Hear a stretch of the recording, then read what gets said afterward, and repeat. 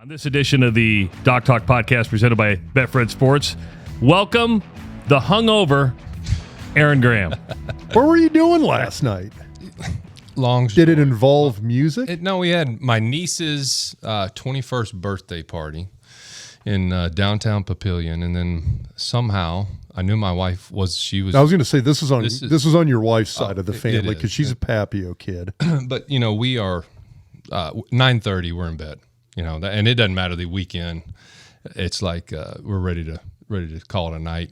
But I was feeling pretty good. Had a couple beers with the family, and then my 23 and 21-year-old sons decided to ask me if I wanted to go to the casino with them. I'm like, well, I hadn't been to the casino in a long time, and so they drugged me there till 2:30 this morning. Oh.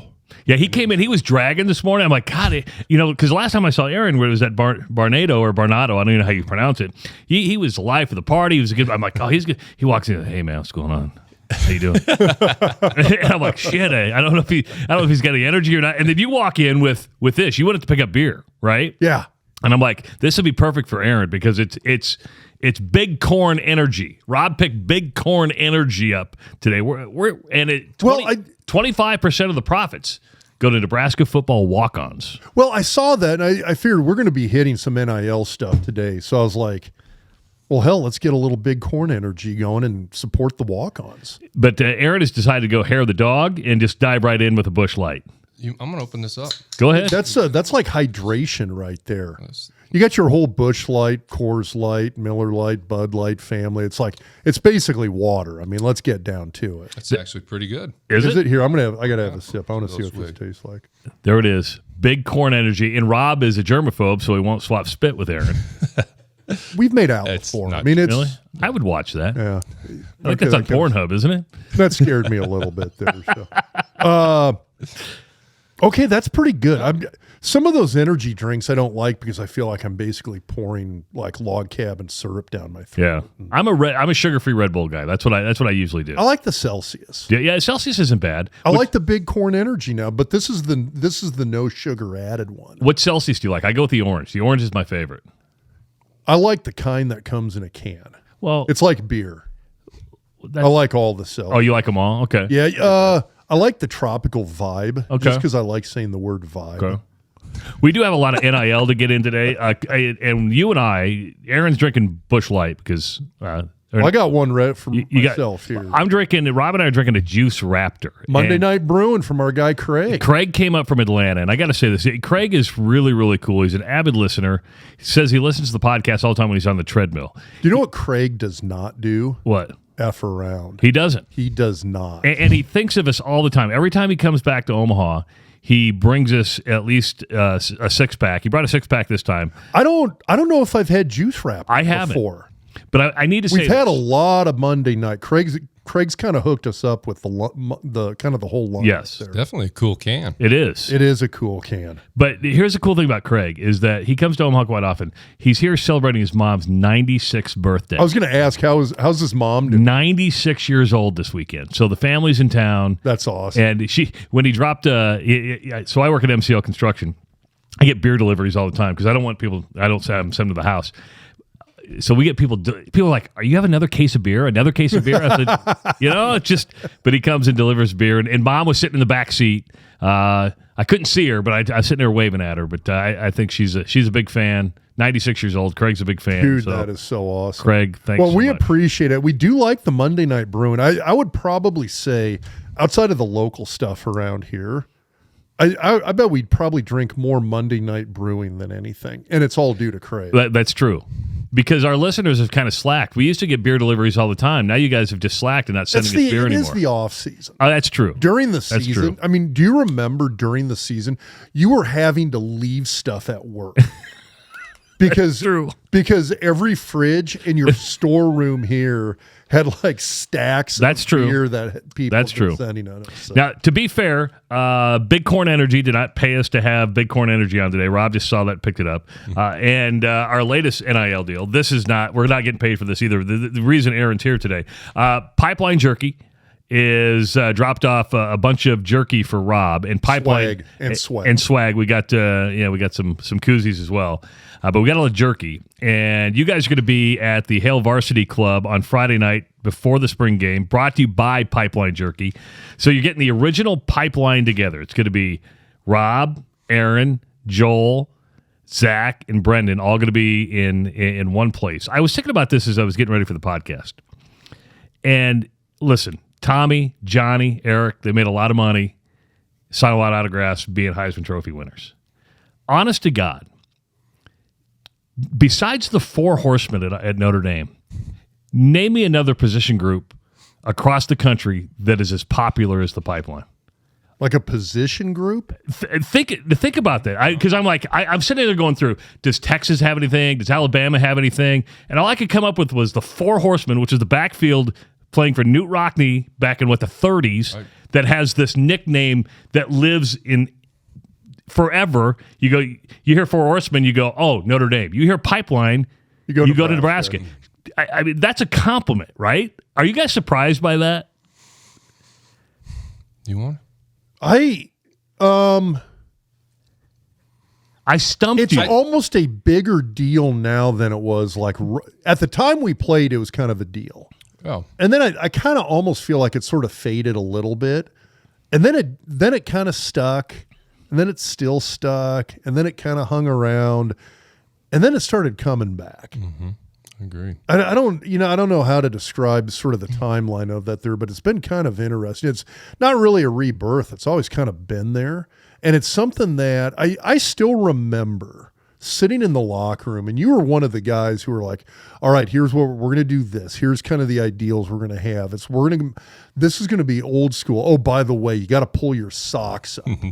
That was an Aaron Graham thing. We all wore our socks up, and I remember because your take on it was this is going to be kind of a throwback ideal, mm-hmm, to where it was just it was bloody knuckles, broken noses type of football from the 50s, 60s, and 70s, mm-hmm, and you wanted to have that ideal kind of stick with it, and that was sort of the bottom line there, and.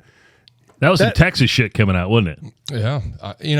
But my take on that is, I think the reason we both sat there and didn't really respond right off the bat is because I think we all knew we wanted to leave a legacy, and we didn't know what that was going to look like. So all this stuff with those Pipeline and socks up and all this stuff. But I do remember you very specifically, mm-hmm, saying back in 94, mm-hmm, you wanted this to be a thing. And I mean, At the time, I think the mindset was we've got the black shirts. Screw those guys. Those are our punching bags at practice. Pipeline's going to be a thing. I mean, I don't remember ever walking out onto the field, scrimmage, spring game, practice. It didn't matter. I didn't care who was across from me. We were going to kick the shit out of them. And that was just sort of the mentality we had. And in our minds, I remember you verbalizing this.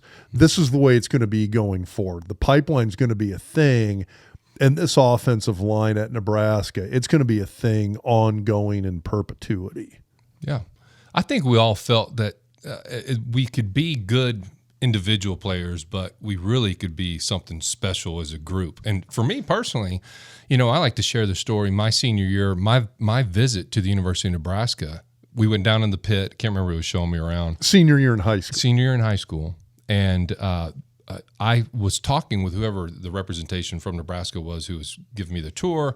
And I'm like, who is that 56? Is he a senior or what is? And they're like, no, that kid's a freshman. He's from Lincoln. He's a freshman? I'm like, who's 66? Well, he's a freshman from Yorba Linda, California. Well, how about 72? Went down, and he's a freshman too. And I left there going back and telling my parents, not only did I think the school was kick-ass, the weight room, all that stuff, but I'm like, there's 4 guys there that I think are going to be really, really good. And I also thought about, in the current environment we're in today, we didn't have that luxury. I didn't know Rob until I signed there. I don't know if I met you during that trip. I don't recall. We knew now who you these were. guys, I mean, if you're in our shoes and you're a junior, senior in high school, I mean, I'd be reaching out. I would sit there and you want those guys next to you, if you really want to do something special. Matter of fact, if we'll use Dylan Raiola as an example, if I'm him and if he was going to make a move to Nebraska, I would be telling all of the best linemen. Hell, his dad's a legendary center. Dominic would know who a good center would be out there and try to get that guy to convince to come and play together. It's a big deal. Let me ask you guys something about the Pipeline, because you said you wanted to leave a legacy, and I think everybody's tried. The black shirts has been the legacy of the Nebraska defense. Hasn't lived up to the lore as of late, and either has the Pipeline. Correct. Is there only one Pipeline now? I don't think. I mean, if the offensive line got good now, can you call it the Pipeline? To me, it went Pipeline and then 20 years of shit. And then I don't think you can. I don't think you can resurrect it. I think you guys are the Pipeline. I think you can have both. I mean, I think there's kind of there's the original Pipeline, which is the name of our LLC, by the way. That's what we called it. We didn't want to call it. So you guys do have an LLC? Yep. When did this start? You kept this shit from me. Okay, what are you doing? We were still working out the details, which is so. Aaron, this is funny. I've talked to him once a week. Like a week and a half ago. Travis, I know. We're just BSing. And all of a sudden, Travis is like, hey, who are these assholes that have completely absconded with the name, the original Pipeline, and have gone and like, have you seen it? These guys have like created a logo and everything.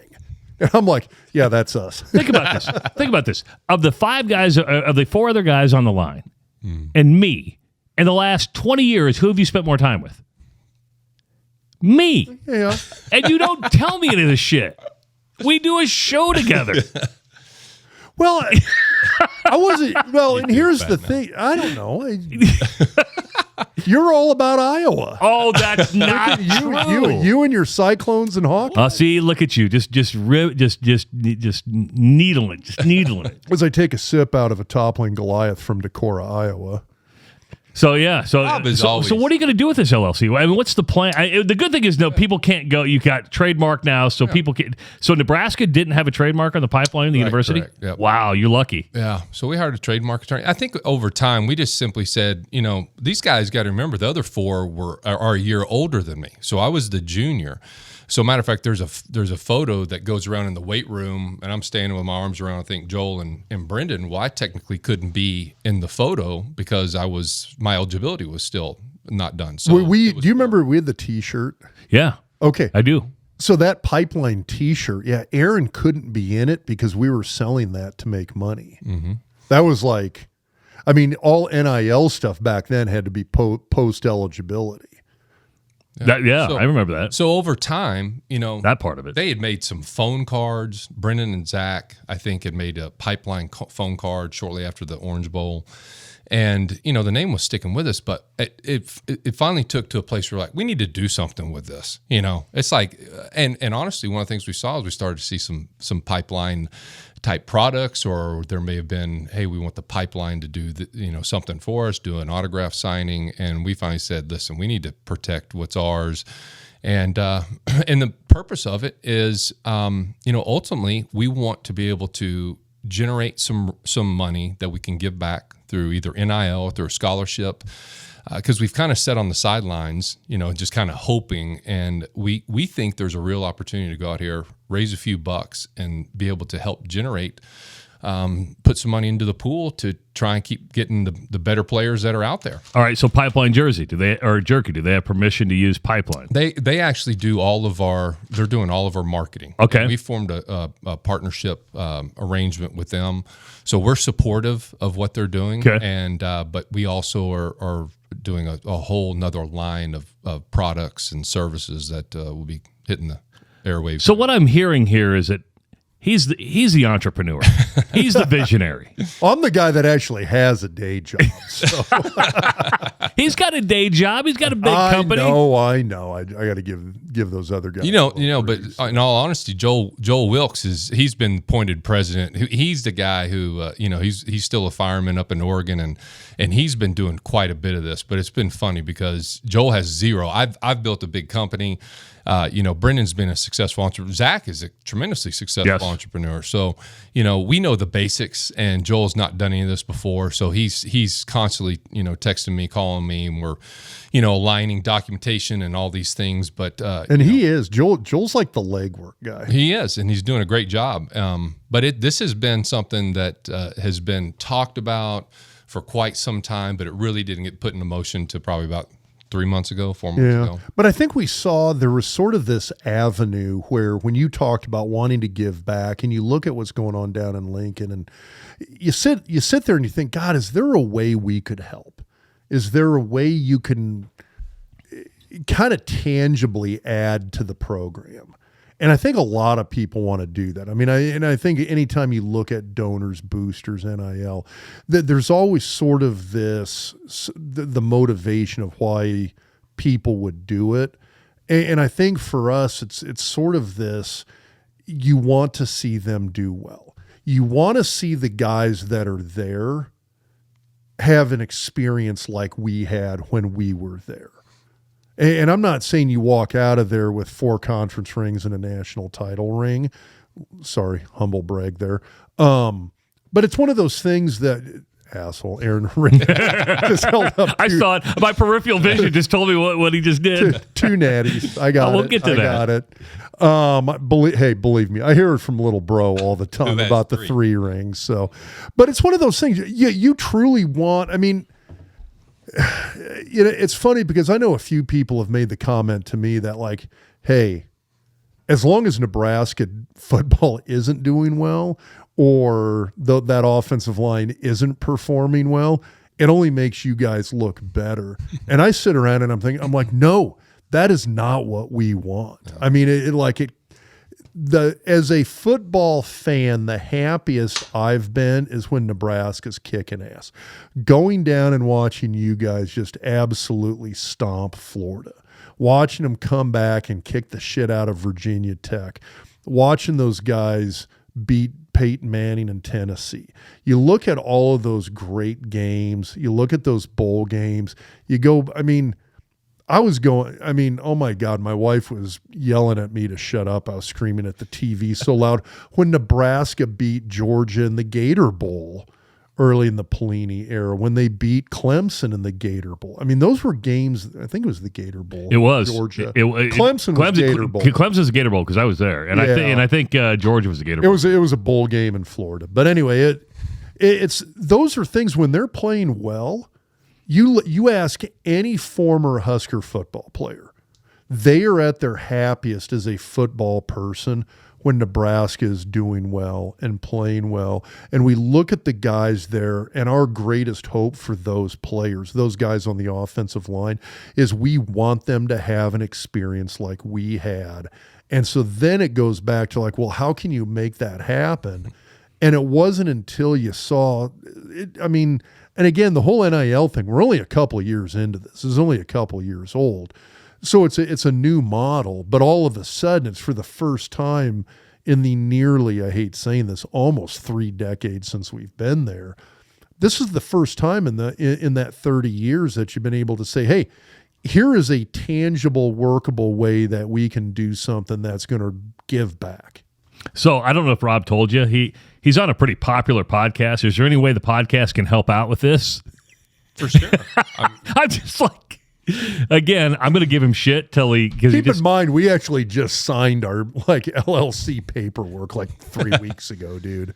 Yeah, those things are going to be fun. Yeah. We're going to, right now the plan is we're going to do some Zoom type podcast. We'd certainly love to have you moderate and do some things but it's going to be difficult. It's like herding cats, getting all 5 of us really busy. But we are excited, especially even for the event that's coming up at Hale Varsity on Friday, because we when we get together. I remember, when was it, 2 years ago, 3 years, maybe the longer, we did the Pipeline camp down at the University of Nebraska, and we were in the coach's locker room, and the 5 of us were just sitting there, and they had some beer in there for us, and we're drinking beer, and the coaches were just sitting and listening, and we didn't care. We were just telling the stories, of us five and our memories. And that's really what we want to capture. We think there's maybe something about, potentially, writing a book together. I mean, there's going to be so many things that I think are, we've left that are not told, the stories of like, how does that really happen? I mean, how does those five guys come together, and what was the true circumstances that elevated us to that place, and what was unique about all of us? And it took all of us really to be able to do what we did. It wouldn't have been, one of us on our own. So I'd loved obviously want to see Nebraska get back there, but at the same time, I mean, down deep, I'm like, this is pretty good. I mean, and I was fortunate enough, as Rob alluded to, to play on the '95 championship team, in which they, just to be real about it, they broke some of the records that our line had set, and that was a pretty good year. As much as I joke about, but the important thing is, God love everyone. That was an amazing line. I mean, amazing team. I mean, but those guys, I would think they would be honest. They would be dishonest if they didn't tell you that it was because of the guys before, right, who had really raised the bar, that you can take an Aaron Taylor and a Chris Dishman and Eric Anderson and John Zatechka and Steve Ott and those guys, and turn them into a line that produced statistically better than what we did. Well, because I was going to ask you in a fun way, because Rob always says the '95 O-line was the '94 backups, which except me, except you, because you were part. Do you agree with that or disagree with that? Well, they were. I mean, absolutely. But I would also tell you, Donovan Raiola had me up to talk to the lineman right before the beginning of the season. He put up some clips of us, and he was trying to show them examples of how he wanted them to come off the ball and to do.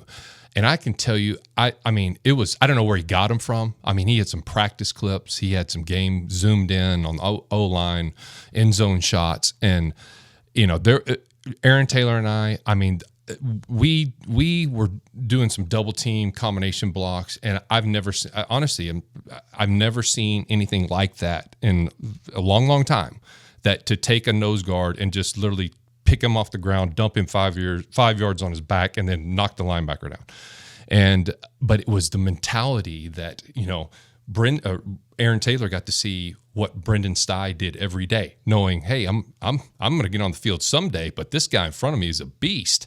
And in order to match, to say, if I'm going to do what the Pipeline did in '94, I've got to come off the ball this hard. I got to be able to move this fast, do these things. And so they were, in some ways, they were different athletes. I wouldn't necessarily even say better, but at the end of the day, statistically, they were better than even we were. I want to go back to what you said earlier about your senior high school trip. Mm-hmm. Just because you're from Denton, Texas. If you, and this is about recruiting now, if you wouldn't have seen Rob, Zach, Brendan, Joel in there and saw, I want to be part of this, would you have come to Nebraska? I think that would have been would have made my decision tougher. There's no doubt about it, because I told my parents, I said, look, it was a phenomenal facility. And I think this is an important part of today's conversation. Here we are building this amazing facility, right?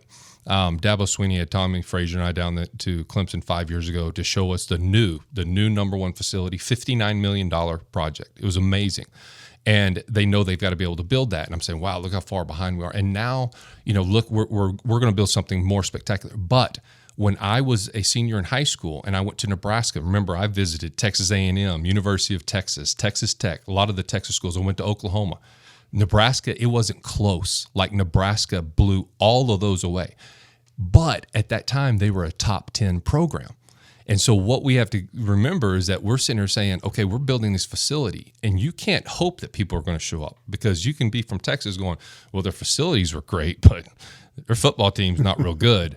That's a difference maker. All we need to have a winner, right? And if we can produce a winner, then you're going to find more of those guys from Texas and California and Florida that were coming to places like Nebraska. Well, winners want to be around winners. I mean, it's no different than business, right? I mean, successful people usually hang around successful people because you get good ideas from them. You're able to feed off that. Where would you have gone if you hadn't gone to Nebraska? It came down to Oklahoma and Nebraska were my two choices, and Oklahoma's on 2.5 hours from front door. Okay, I didn't know that. For some reason, I thought it was one of the Texas schools was probably number 2. No, actually, Texas A&M. I had told everybody I was going to go be an Aggie. Told my friends. Told the local news. They offered the scholarship they were giving for an offensive lineman to another guy out of Dallas, and ironically, that individual was one of them that got him into trouble. And remember the running back? I don't know if you remember his name. It was an offensive lineman and the running back. But my mom, when I made the decision to go to Nebraska, R.C. Slocum called the house and said, "Hey, we made a mistake. We want to offer you a chance to come." And my mom literally told R.C. Slocum to pound sand. She was Really? like, "My son, he wanted to go to A&M his whole life, and you didn't do that, and you didn't offer him, and he's going to Nebraska." And that's what she told him. And that was true. I mean, that's what I wanted to do. And they had a chance. And then the Dallas Morning News, my dad saved an article for me after or during my pro career when I was playing with the Cardinals and we were playing Dallas. They had come back and basically wrote a half page in the Dallas Morning News sports section about we overlooked this guy. I didn't make the Dallas Morning News top 500 players in the state of Texas. And Top how many? 500. And I Come on, are you serious? Fucking Yep. 500. Okay, dude. Top 500. and they wrote an apology article saying with this we missed it. Aaron, I made the Dallas Morning News regional top 350. I know. You couldn't make the top 500? No. Come But on, I made some of the All-American teams, I made some of the high school All-American teams. Obviously I was honorable mention All-State. I didn't make first team All. Texas is a big state, obviously. But yeah, I didn't get recognized in the what I'd call the biggest local paper. So here's a loaded question for you. Let's remove kind of sort of the emotional aspect of Nebraska and your experience there. If A&M offers you, let's say A&M comes to you, you're a senior in high school, and they say, "Aaron Graham, you are our number 1 O-line recruit. Here's your scholarship offer to A&M." Do you go to A&M? Like they offer right off the bat. And you're talking about when I was in high school? Or Let's say this is September of your senior year in high school. Oh, no doubt. I would have gone. Yep. No, I took all of the letters that I received from the colleges and I stapled them on my wall as they started coming my sophomore year, and I'd take the envelopes and I'd put them on my bedroom wall, but on the back of my door, I put all the ones that were from A&M, and I just about covered the entire door from all the letters that they had sent me over that 2 or 3 year period. I mean, I was pretty confident because it just seems like, hey, they were leading me on the whole way, and of course it didn't happen. And ironically, the follow up to that is the day before the draft. For the NFL draft, remember, hometown Dallas kid, Denton's just north of there. The Cowboys called my agent and said they were going to take me with their 3rd pick. That was their plan, to be ready. And so and I did not tell my family. I'm like, I'm going to be playing for the Dallas Cowboys. It's just like, whoa. In my hometown, the 3rd pick came, and they picked Clay Shivers, center from Florida State. And I was so mad. I was like, I don't want to play. I mean, I was just like, and he never played. No, he played. He played 2 or 3 years. There were. I was the. They had fourth center taken because they had Step at the time. And you know what? This is interesting because we go to the combine, and have you ever told that story to anybody before? No. And honestly, my dude, say some stuff for the book, okay? No. This is good shit. Yeah. So it's complete. And then I literally was like, I don't know if I want to play. I mean, that was such a letdown. And I mean, of course, all I wanted to do is prove how wrong they were. And we ended up beating the Dallas Cowboys my 3rd year in Dallas in the playoffs when they had Troy and Emmett and Irvin, and we beat them. And it was kind of the end of that dynasty. And that was the solidifying mark for me, just because I'm like, I was so mad that, for the Cowboys that, I thought I had that chance. But the combine, there were 2 guys at the combine I'd never heard of. And I won't remember their names. I think Michael Cheever was one of them. Another kid played center for the Green Bay Packers. But anyway, we go to run our 40s. And these two guys are ahead of me. And the first guy runs, he's from UCLA, and 6'5", 290 pounds. He runs a 4.89. And the next guy comes up, Clay Cheever, I think was his name. No, yeah, I can't remember. Anyway, and he runs a 4.88.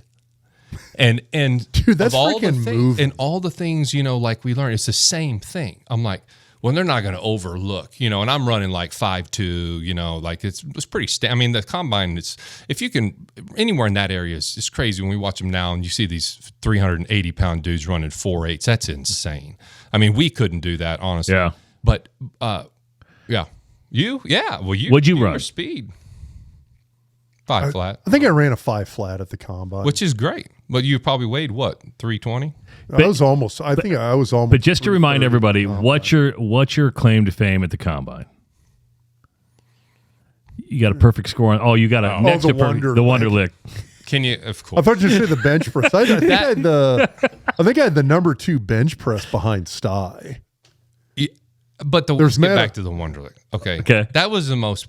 Like, I'm serious. Like, I didn't even know. The one thing that Coach Osborne, he sheltered us from, he didn't tell us any of that shit. Like, we went to the combine and it was kind of like we had to do clue tests. We're doing like exams. Then you're meeting with all these different teams, and these teams are giving you these exams. You remember the Giants, because you played for them. The Giants had this like emotional intelligence. It was like this 435 question psych battle. Have you ever beaten your dog? Or just like weird stuff. And would you rather be a seamstress or a ballerina? Yeah. And so you go to take the Wonderlick, and I had already heard, because you're younger, about Rob, and I'm like, well, I'm an academic All-American too. I'm like, I can't screw this thing up, right? I can't get like a 12 or something. And I just remember when they called time, and I was like on question 40 or whatever. I don't remember. I had about 8 or 10. I'm like, Rob, it's like. Did you finish early too? No, I think it's 50 questions. Yeah. I answered 49 and got all 49 right. But like I had 1 left. Unbelievable. Remember John Hess? Mm-hmm. So John Hess got 50 out of 50. Yeah. He was a smart dude. He was like weirdly smart. Like I'm normal smart. John was weirdly smart. He was. I showed him around his recruiting trip. Yep. Lincoln Southeast kids, they're a little different. It's funny. You talk about A&M, and I say that I've said on this podcast before is that in my old profession when I was on TV and radio, I was lucky enough to go a place. A&M's still the best place I've ever seen a college football game. There's nothing compares to Aggie Field. It's hard for me to step past Nebraska in that, but absolutely agree. Even from them passing on me, that is, if you've not been to College Station and seen a football game, it's why when I was a kid and got to go to a game and see that. I mean, it's amazing. Their traditions are deep, deep, deep. All of my buddies ended up going to Texas A&M. Really? In fact, another story with that is my best man in my wedding, one of my best friends, my whole life, we're all still really close. He was my workout partner, but he wasn't very big. He was 5'10", 210 pounds or so. And he's like, when I told him I was going to Nebraska and he got accepted into A&M, and he sends me or we didn't have text or phone, but he tells me he's going to try out for the 12th man. And at that time, there was only that's a limited thing. Like that's 1, 2, 3. Like if you're the 12th man, you're the baddest dude in the school. And then he calls me, he tells me he gets it. So my best friend was the 12th man on Texas A&M's football team. So it was amazing. We watched games. I remember getting to the hotel when we were traveling in college and turning on, and A&M would be playing, and I'd be yelling in the TV in our room because he's running. That's one of the craziest traditions. And they've changed it now, and I couldn't tell you exactly how it operates now, but he would take his towel and he starts twirling it, and then you have 100,000 people start twirling their towels. Well, all eyes are on number 12. Nobody else cares. They're going to watch number 12 because it's the one person that you can try out from the entire university. 50,000 people, whatever, call it 25,000 males, and you get that. And I watched him make the tackle, on TV, and it was amazing. Were you kind of bummed when A&M came to the Big 12 and you never got a chance to play at Kyle Of course, Field? because that would have been just putting closer to home. Like I said, I was 2.5 hours from Oklahoma. So when we played Oklahoma, I don't think we had any other closer. We played Texas Tech, which that's probably a 5-hour drive. But, that would be the closest home game, for me. But for sure. I mean, I thought that was pretty amazing. I wish I could have done it. But at the same time, I think we moved on, and I still was pissed at A&M and all those schools, and just you couldn't. And then you look back and you're like, you couldn't draw up the college experience that I personally got to experience. Certainly, Rob has very similar yet different, but like my college experience was my daughter. We were driving by the stadium a year or two ago. She's like, "Dad, how many games did you lose in Memorial Stadium?" I'm like, "We didn't lose any. We never lost when I was a player there." Wow. So I had one. yeah. And you're Who'd you lose to? Or you're Washington. Okay. Mm-hmm. Which they won the national title that year. It was a hell of a team. Well, but I try to tell this with everybody. You get the older you get. I'm the oldest one in this room, and I do it to people I work with now that are younger. When we set a setback or things don't go, I go, things always work out for a reason. I said it's hard, but look at if you would have gone to Oklahoma, Gary Gibbs got fired. Yep. Yeah, who came? John Blake after him, or was it Schnellenberg? Schnellenberg was. Yeah, I mean, it would have been a shit show. Yeah, you would have been. It would have been. You would have been known as the worst part of Oklahoma history in a long time. Yep. Yeah, I know. Which we had John on. Mm-hmm. That was John's. Actually, it was a weird communication snafu. Mm-hmm.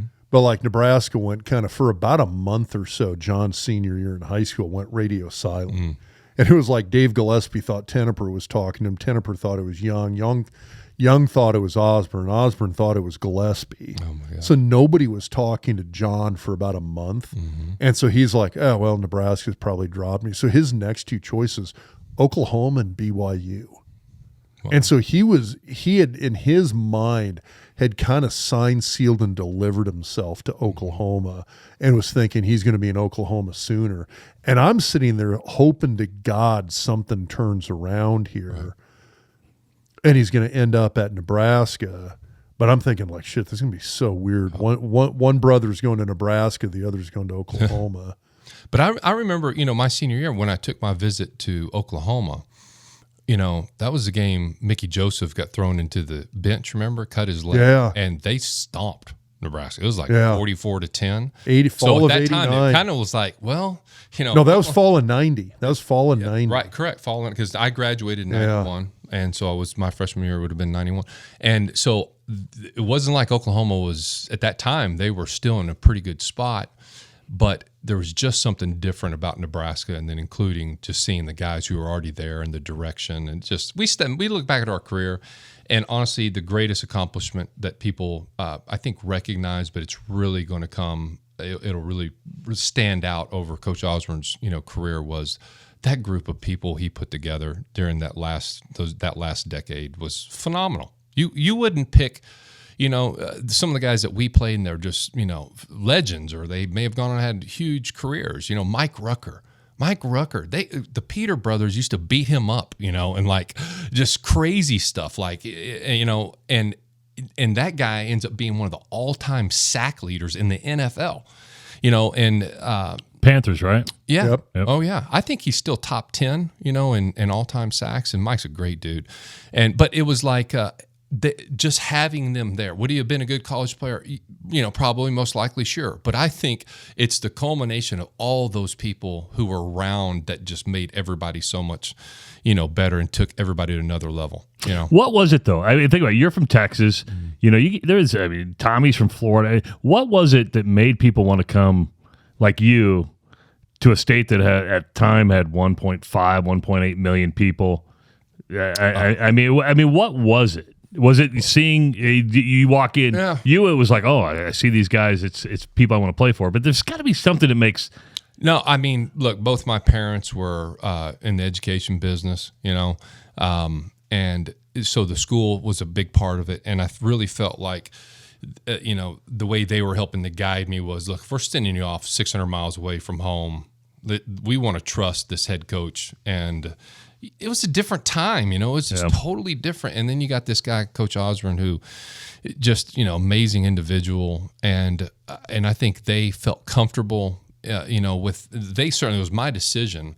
But there was so many of these things that were related to Coach Osborne, the fans, how they recruited me was pretty cool. Jack Pierce, recruited me, and he sent me a VHS tape of the players running out on the field back from the old South End zone.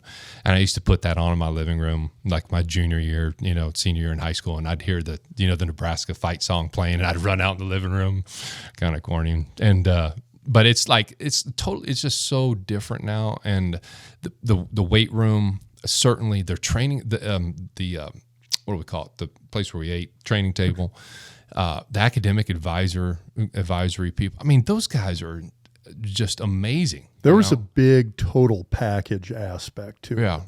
They kind of hit all it wasn't perfection in any one area, but I mean, they were hitting 8 or 9 out of 10 in all areas. Yeah. Of the pipeline, of the original pipeline, of the 5, who's the best athlete? I'm kind of curious to see what you'd say about this. I don't know. And you can say it yourself.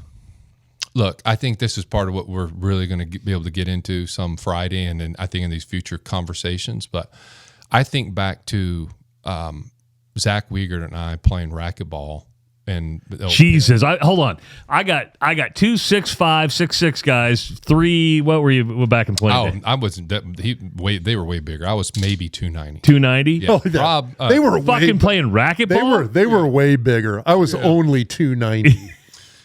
But we were done, and there was a basketball, and Zach said, "Let me see you dunk." And I said, "You can't dunk." And so he said, "Let me see you dunk." And I grabbed the basketball, and I get up, and I get just over the rim. Kind of sissy, but enough. You call it. It's legit enough. Technically, and he grabs it, and I'll never forget. It was just us. He grabbed the basketball and does a 360 two-handed gorilla slam dunk. Fast forward 20-something years, we were doing a photo shoot down in where was that? Down as far southeast Nebraska, and they had us standing in front of cornrows. All the pipeline guys. That's Johnny right. Rogers was there. And did you see him do this, by the way? If you didn't, I'm hoping you did. We're walking back. And behind in this cornfield, but in this guy's backyard. So we have this photo op, and we're walking, and this guy's a driveway, and there's a basketball hoop, and there's a basketball laying there. I said, "You can't dunk it, Wiegert." Yeah. And he looked at me, and he picks up the ball. He's 49 years old, and he slam dunks it. And I just think, look, hands down, Brendan and Rob were freakish strong, freakish. We were the weight room. We went in, and we'd work out together afterwards. And if it's bench day or whatever, and Brendan, it's just even painful thing. But he'd put 225 on. Okay, we warmed up 220. Then we go to 315. I've never benched 225 in my life. Yeah, you were a quarterback, right? Thanks. Yeah, just saying. Yeah, if the story, because I wasn't there, you were, but apparently if they would have counted 4 or 5 reps at the combine, then he would have set the all-time record. Was that accurate? At the bench? So Brendan's stronger than you. It depends on bench bench press. I can listen. I will go to my grave swearing I can squat more than. I could squat more than Brendan. He could outbench anybody. That's the planet. Listen, Rob and I have trained together when we were in the NFL. He was playing with the Giants. I was playing with the Cardinals. And I called him. I said, "Listen, what are you doing for training?" He said, "Well, I'm going to be in Lincoln." I said, "I'm going to come back." Brought my wife. We had no kids this time. And we're going to train together. Yeah, we spent a summer working out together. And you got to understand, it's he's like a big brother to me. So it's not like I could tell him we're going to do so much, whatever. But I was like, I didn't even want to mess with it. I'm like, what are we doing? Chins and dips. Like, wait a minute. Nope. Chins and dips. That's all we're going to do. And we start to do, we're doing pull-ups. And I'm 300 pounds. He's 335, right? And he's like, okay, so let's warm up with 8 or let's warm up with a set of 10 or 12 just pull-ups. I'm like, Rob, I don't think I can do 10 or 12 pull-ups, right? And I get to like 6, and he's like helping me do whatever. And so now we start strapping weights around. He would strap 2 45-pound plates around his waist. You fucking freak. And he would do multiple reps with 400 pounds. I'm like, we met. It was a grip strength. No. Holding is key. Rob, you got to understand. Grip strength is key, Trey. Okay, let's go back to grade school. You guys remember the presidential physical fitness test? I hated that test. What do you mean? How did you hate that? Because you had to run the 600? I had to do like pull-ups. I couldn't do. I still today couldn't do like 3. Hold your chin over the bar? No, the girls did that, didn't they? I don't know. Yeah.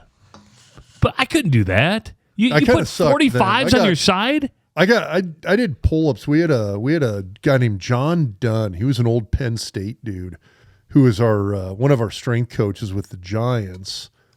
under Jim Fossil. You know Fossil. Oh, yeah. He was an my offensive Arizona coordinator. guy. Yeah. Cardinals. Loved him. Great dude. He so his strength coach was a guy, John Mother Dunn. John was a big pull-up guy, so that's where I got the pull-ups from. Yeah. So then after, fast forward another 2 or 3 years, Brendan and I signed with the Kansas City Chiefs. And he doesn't tell me. He signs the day before I do, or 2 days before I show up. You never end up playing for the Chiefs, did you? He pulls a Zatechka, doesn't tell you anything. Yeah. So there's a lot to that, Travis. He shows up and I walk in the locker room and he's like, "Hey G," and I'm like, "What? Like, what are you doing here?" They didn't. And he's like, "They signed us. We're playing together." I'm like, "No way." So we go to our first workout in the Kansas City Chiefs weight room, right? And Brendan and I, we get together, we just talk. It's like you can get it from Rob all the time, but it's just catching I up, just listened to whatever. Rob. He didn't shut the fuck up. And we're in the Kansas City weight room. We know nobody. I'm like, "Hey, there's Warren Moon, there's Andre Rison, there's Tony Gonzalez." We don't know them yet. We don't know anybody. We're talking. And the strength coach, we've got our little workout cards in our hands, and the strength coach comes over and he says, "Hey, you guys need to stop talking and start working out." I remember Brendan, the look he gave this. We don't know who this guy is. He's a Kansas City strength coach, and he looks at him like, "If you ever tell me to work out again." Now he gave him that look, and he goes, "All right, what are we doing?" And I remember on the card it said we had to do 15 reps of dumbbell bench press. So when you work out with these two guys, it's like you feel embarrassed. I remember looking at Brendan, like he's like, "All right, what are you doing? How much are you going to do?" I'm like, "I don't know, like the 140s," and kind of feeling embarrassed. So I'm going to do 140-pound dumbbells for 15 reps. And I sit down and I lay back and I'm like, 14, barely. And he's helping me 15, whatever, drop it. He's like, "All right, good job, get up." Or he's like, "Get out of the way." And he starts, and the dumbbells are lined up from 5 to 185 in the Kansas City Chiefs weight room. And he stands up. The coach is standing with his arms folded watching us, right? See the Nebraska guys, whatever. So Brendan goes, do-do-do-do-do-do-do-do. And he starts walking down. And he's looking, he's do-do-do-do-do. And he goes up to the 185s and goes, and blows on him, as if to say, "I'm blowing the dirt off of him." 'Cause nobody has lifted these things. He sits down. He sits down, and I'll never forget. He was just, you got to know style like we do. He's laying back. I'm like, "You want to lift?" And he's like, "No." And he sits back and he starts doing it. And he starts going, and the coach is looking at him, and he's going, He pauses on 14, and he goes 14, and he comes down, and the 15th rep, he throws them across the room, and he stands up and he says, "We need more weight in here. Not enough weight in your weight room. Don't ever tell me to lift again."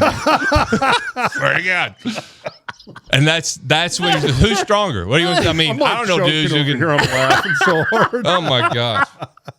But what did he do? What did the coach do? He didn't know how to react. I mean, hell, he's never seen it. And you know what's even crazy? I played with the Raiders after that, and the Garrett Guimont, the strength coach, kind of a legendary guy there, he calls me and he said, "Who is John Perella? Do you know him?" I was like, "Yeah." He was, he's 3 years older than me, played at Nebraska. He said he just shipped his 225-pound dumbbells to our weight room. And so Perella was notorious for, and I don't know how many times he could do them, certainly not 10, 12, whatever reps. But it was a different mindset. I mean, if you're working out with a dude who throws 185-pound dumbbells and you're sitting there trying to keep up, it's like you got to keep up. And that was one of the things none of us, like Brendan would not allow like mediocrity. And it didn't matter if you're the backup dude, for all of us. And that's what we always like, well, I don't want to be equal to him. I want to be better than him. And Zach, no different. So was Rob, so was Joel. So when you're around that, that's what just elevates. Okay, so what I hear you saying is that you and Zach were probably the two best athletes. No. I think the question is how do you define athlete? Okay, but lead me into something here. Did it frustrate you as a competitor that you looked at Brendan and Rob like, fuck, I can't Absolutely. I can't get there. Absolutely. Oh my God. I was so frustrated by the other guys. Yeah. So you were frustrated about their athletic ability because you said you're not a great athlete. I mean, what I mean by Rob is extremely athletic. No, I'm not saying I was a shitty athlete, But from a comparative standpoint, so there's, again, it's how you define athleticism. Okay, okay. Because you and Zach could probably go do a bunch of other shit and be good at it, right? You probably were good at narrow stuff, right? It was a narrow focus thing. You wanted me to bench press, squat, run a 40-yard dash. I will destroy you. It's all relative. I get it. You want me to You go wanted out, to be good at what they were good at, and you looked at those two and went, "Oh God, I wish I could do that." But yeah, and I mean, I was maximizing what I could maximize to translate that onto the football field. Aaron and Zach, I would probably say in terms of kind of that ability to, hey, here's basketball. Go play basketball. Here's a racquetball racket. Golf. Go play racquetball. Golf. Go play golf. Go play football. Pick a sport. Aaron and Zach could just do it. And I think that's how I define athleticism. I was the guy who was like, I was the combine monster. I was the guy. I was gonna punch out the crazy vertical jump, 40-yard dash, the bench, etc. Sty was he was a tweener. Yeah, I mean, probably a little stronger than me for the most part, but a much better overall athlete than I was. I wouldn't have, I mean, but probably somewhere between me and you and Zach on that overall athletic ability, that ability to just go do anything. And then you had Joel, who was the guy who was surprisingly good at all of that stuff, but never got the credit for it. Yeah. But Joel Joel was a fighter. Joel got into a fight every. He was. I mean, you know what's funny? Joel was funny? the brawler. Did you see that comment on Twitter today where there was a punch thrown yesterday? And so I still wanted. I'm looking at that and I'm like, so the attitude hasn't changed down there. Good, I'm like, and I love what you said. Like, it's not like we didn't see.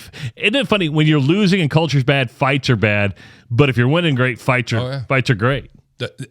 When we were at our pinnacle, Coach Osborne would try to get 5 plays in at some point practice when it was ones versus ones. And by the end of the season, at some point, he no longer did that because it was every single time. And maybe some of this was more even in 95. I know, but 90, obviously all the way up, we do goal line. Remember all those drills? Those goal line film, like somebody needs to dig them out. When you had, the starting black shirts versus, the 94 team, 95 teams, and watch how competitive and how amazingly aggressive. I mean, at every position, you could see that. But we would, every single time Christian and I would get in a fight and Coach Osborne would make us run. I mean, it's just, you couldn't do it. I'm not going to, we were just that hyper competitive. And so it's not like it didn't happen when we were there, because those practices, when you're talking about that goal on the ones versus ones, or if you got into the spring game, because you would do about 1/4 of one versus one during the spring game. And it's sort of one of those things that you're never more competitive than you are when you've got to go toe to toe with your own brother.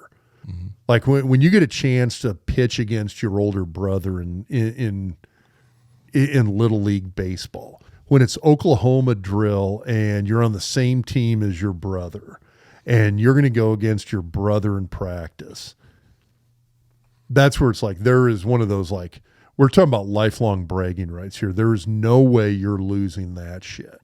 Yeah. That was, I would probably say those goal line drills were more intense than any game I ever played in. Yeah. Because I'm sitting there going like, yeah, I love the guy, but I am not taking shit from Terry Keneally for the next week over this.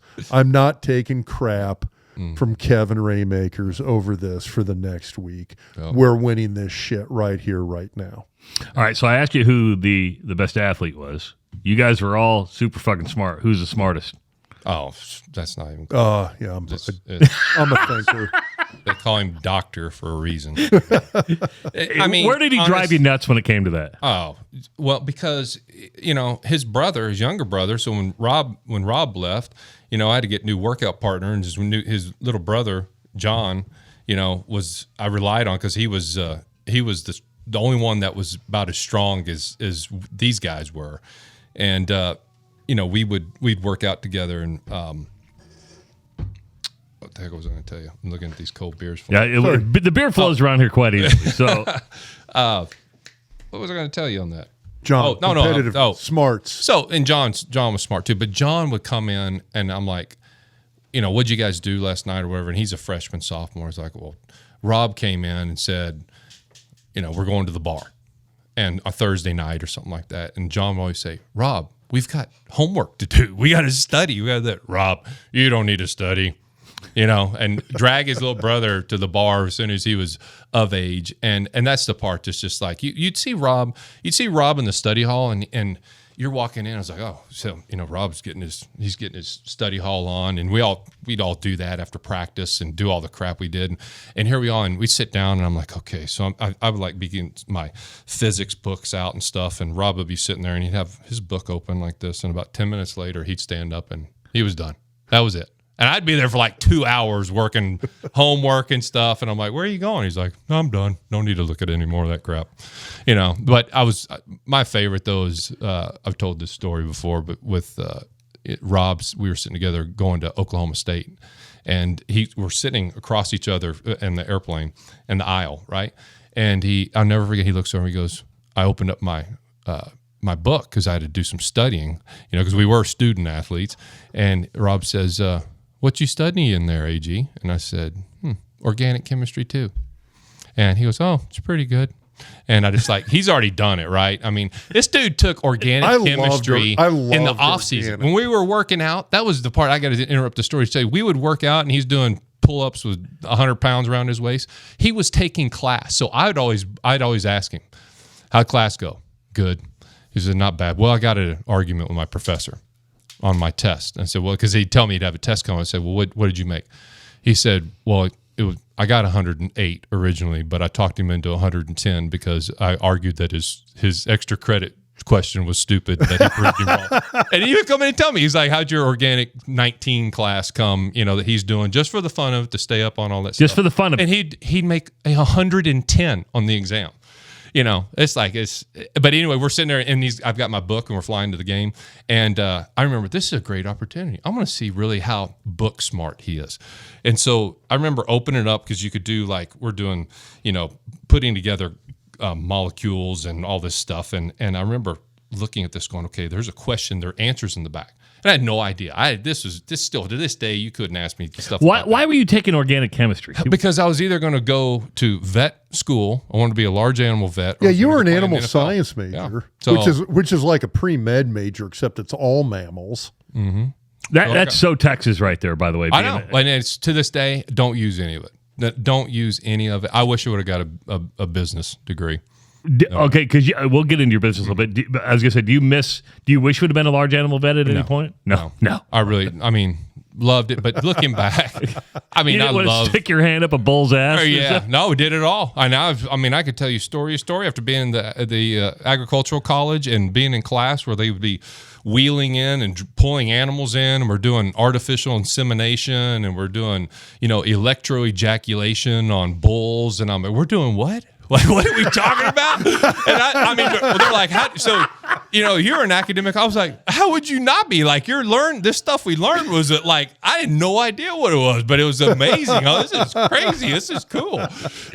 My ag business class, I remember the professor, in ag business. I didn't come from a business background, and my family wasn't. I didn't come from an agricultural background. And I just remember, one of the classes we had, ag economics, 80 or 100 people in there, and the professor saying, well, once again, the starting center on the football team made the highest score in the class. I remember I was at Denny's till 4 a.m. the night before studying it because I had no idea. I didn't understand. I didn't really have the background knowledge, so I had to really learn a lot. But all right. So anyway, you're on a plane. We're on a plane. Organic chemistry. Yeah. So I'm asking. So all right, Rob, see how smart you are. I'm like, so, and he'll laugh because I have no idea. I couldn't even tell you. I'm like, how do you if you mix CH2 methyl hexane with something, what do you get?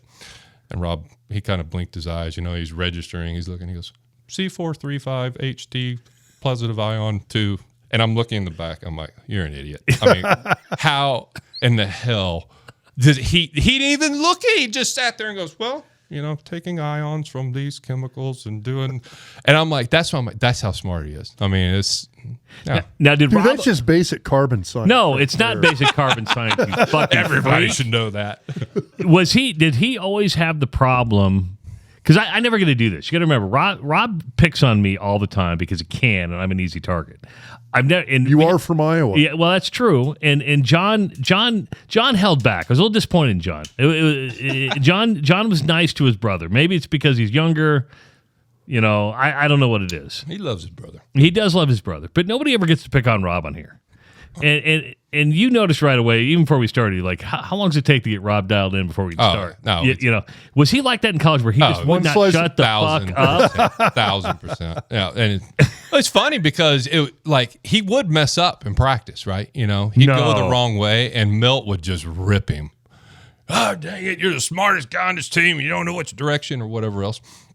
And he got to be human around us, but at the same time, it's like we would have tests. We'd have tests every Friday, going down to the plane or whatever thing, and of course, Rob got the highest score on the test once again. Like, Okay. Can I, in my defense here, so a couple of things. One, for 4 years, I had, like, on those tests, I had to fill out everybody's position assignments. Milt made me fill out, like, the tight ends, the fullbacks, the wide receivers, split ends. I had to do everything. There was one time, I would test him every so often, like every other year, twice a year. I would do I would fill out just the O-line assignments. Now, and here to clarify this. What does this have to do with not shutting up? Okay, well, no, I'm talking about just the test part. On the asshole. Rob, talk about math. I talk about math. You're like, what's this got to do with? Anyway, no. On the damn test thing, though, Aaron, like there were times I would fill out just the O-line, not the fullbacks, not the tight ends. Tenneper would walk up to me and hand it back to me and say, finish it. For 4 years, he insisted I felt, just because he was like, you're smart enough to know everybody's job, you got to do it now. Yeah. So he would make me do that. That's good. And so I had to get it right for everybody on that damn test. Like there were days where, because like you would do the center's assignment. That was it. He actually made me do the whole thing too. Did he? I don't think nice. he can do that. Like Sty would do just the right guard. And Uyghur, just the right tackle. I don't know Mark Gilman, just the tight end. Like me, well, and you apparently had to fill freaking. I think he did that to like all the academic All-Americans. Yeah. That was 10%. It's like, if you're smart enough to know everybody's position, you're filling out everybody's position. I told this story when John was in here, and Rob laughed, and I have to tell it again. Did you go to his dad's funeral? I didn't. No. So it's still one of the funniest things. It's your dad had done so much, but his older brother gets up to give the speech. He goes, Rob was supposed to do this, but we wouldn't have got out of here for like 3 hours. So Steve was right. Yeah. So, after the National Football League, you played 6 years. You played in the XFL a year too, right? I did, yep. Did you ever? What was that like? Because the XFL's been. Wait a second, XFL or was it XFL? Okay. So that would have been the first round of the XFL, man. That would have been. Oh my god! So that's it's like the timeline for me there is interesting because Jennifer and I got tickets. Jim Fossil, he was coaching Vegas at the time. That's where I was. Yeah. So we ended up. Yeah, we had season tickets first couple of years. Yeah, it was. That part of my career it's frustrating because I'd really dealt with a lot of knee problems and issues, and it was something I dealt with even in Nebraska. Most people don't even know it, but I ended up having 11 knee scopes. 11? And at that time, after my did you know that 4 years in Arizona, and then I go to Kansas City with Brendan, as I was talking about. Well, Brendan got traded, and in the next preseason game, I tear my MCL, or that wasn't torn. It was I think it was an MCL. I can't even remember now. And that forced me to have to sit out the season. And at that time, now I'd had maybe 7 knee surgeries. Again, all scope, arthroscopic, nothing that I never had any tendon damage or anything like that. But I was just damaged goods and started 40 NFL games, and nobody wanted to sign me. And so I'm sitting there in the offseason going, I don't know what I'm going to do free agency. Well, I'm still playing. I just got through starting, but I had to have another surgery. And this XFL is going on, and I finally called my agent halfway through because they're about at this period, right? A similar, I think, timeline. And the Las Vegas Outlaws were playing, and they had a pretty good team. They had that Rod Smart. You probably remember him. He hate me. He was a running back. But I called my agent. I said, call the Outlaws and tell them I want to play 3 games. He's only come down. They went through training camp, did all their stuff. There was an 8-game season. Hands down, one of my top experiences I ever had playing. Really? Oh, it was unbelievable. It was. Why is that? I showed up. Yeah, what made it good? So the very first thing you learn is that everybody made the same amount of money. Okay, we all made $4,000 a week, except the quarterbacks made $5 and the kickers made $3. Okay, and that was it. So it didn't matter. So everybody was on. And I remember I walked in the locker room, and they were all in there. And this is one of the deals. Literally, I called my agent. They said, yes, we want him. I'm on the next flight. I'm telling my wife, hey, we're going to go to Vegas for a month. I'm going, set this up, but plan on it. We had Cooper, our firstborn. He was a baby. He learned how to crawl actually on a Las Vegas hotel floor.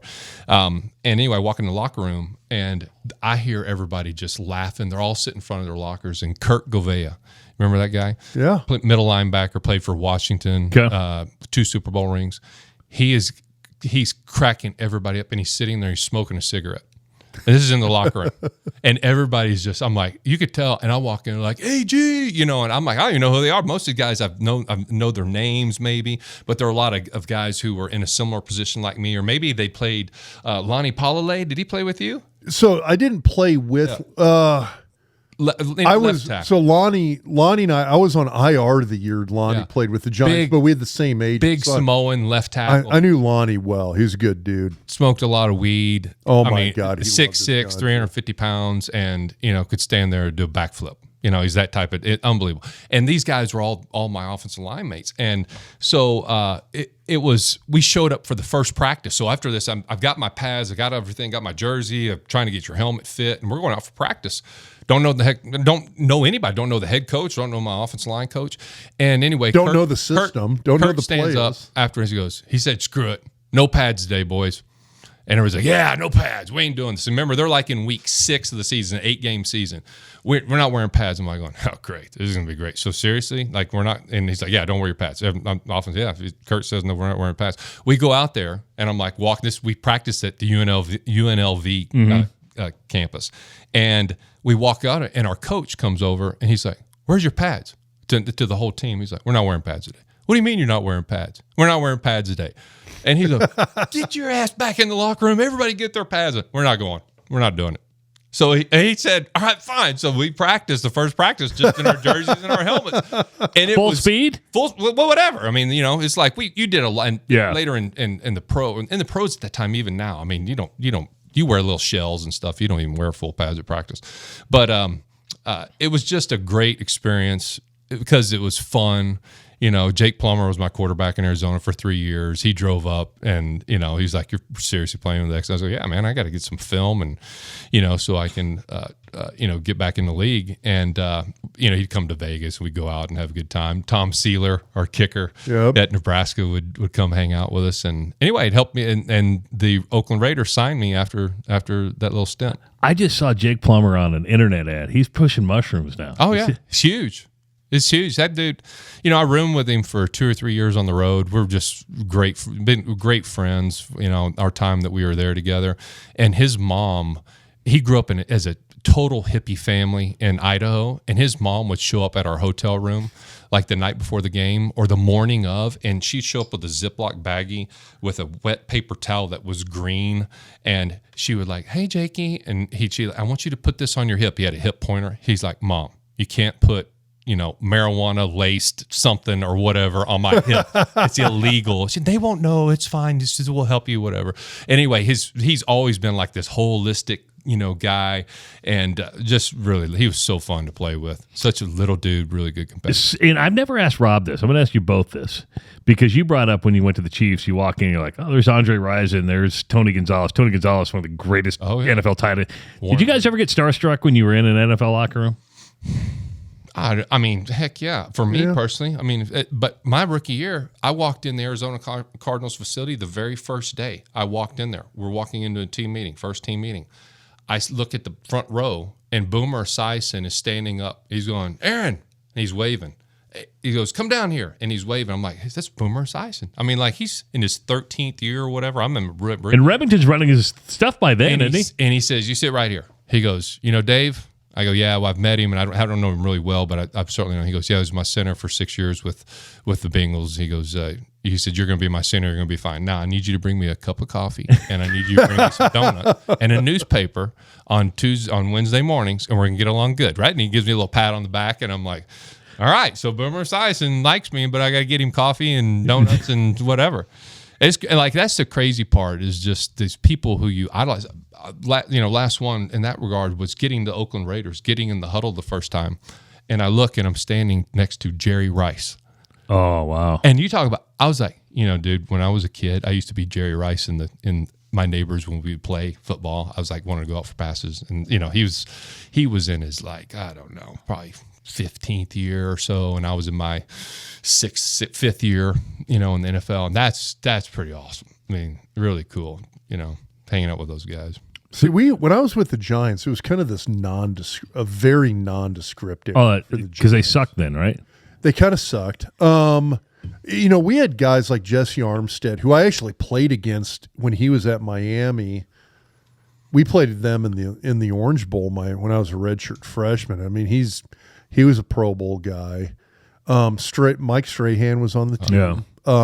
But I mean, at the time, if you said Michael Strahan, everybody's like, good, solid defensive end, not exactly a bubble NFL Hall of Famer. I mean, I think he's still the all-time sack. He is, single season, or yeah, I that think guy. Yeah, and I mean he's.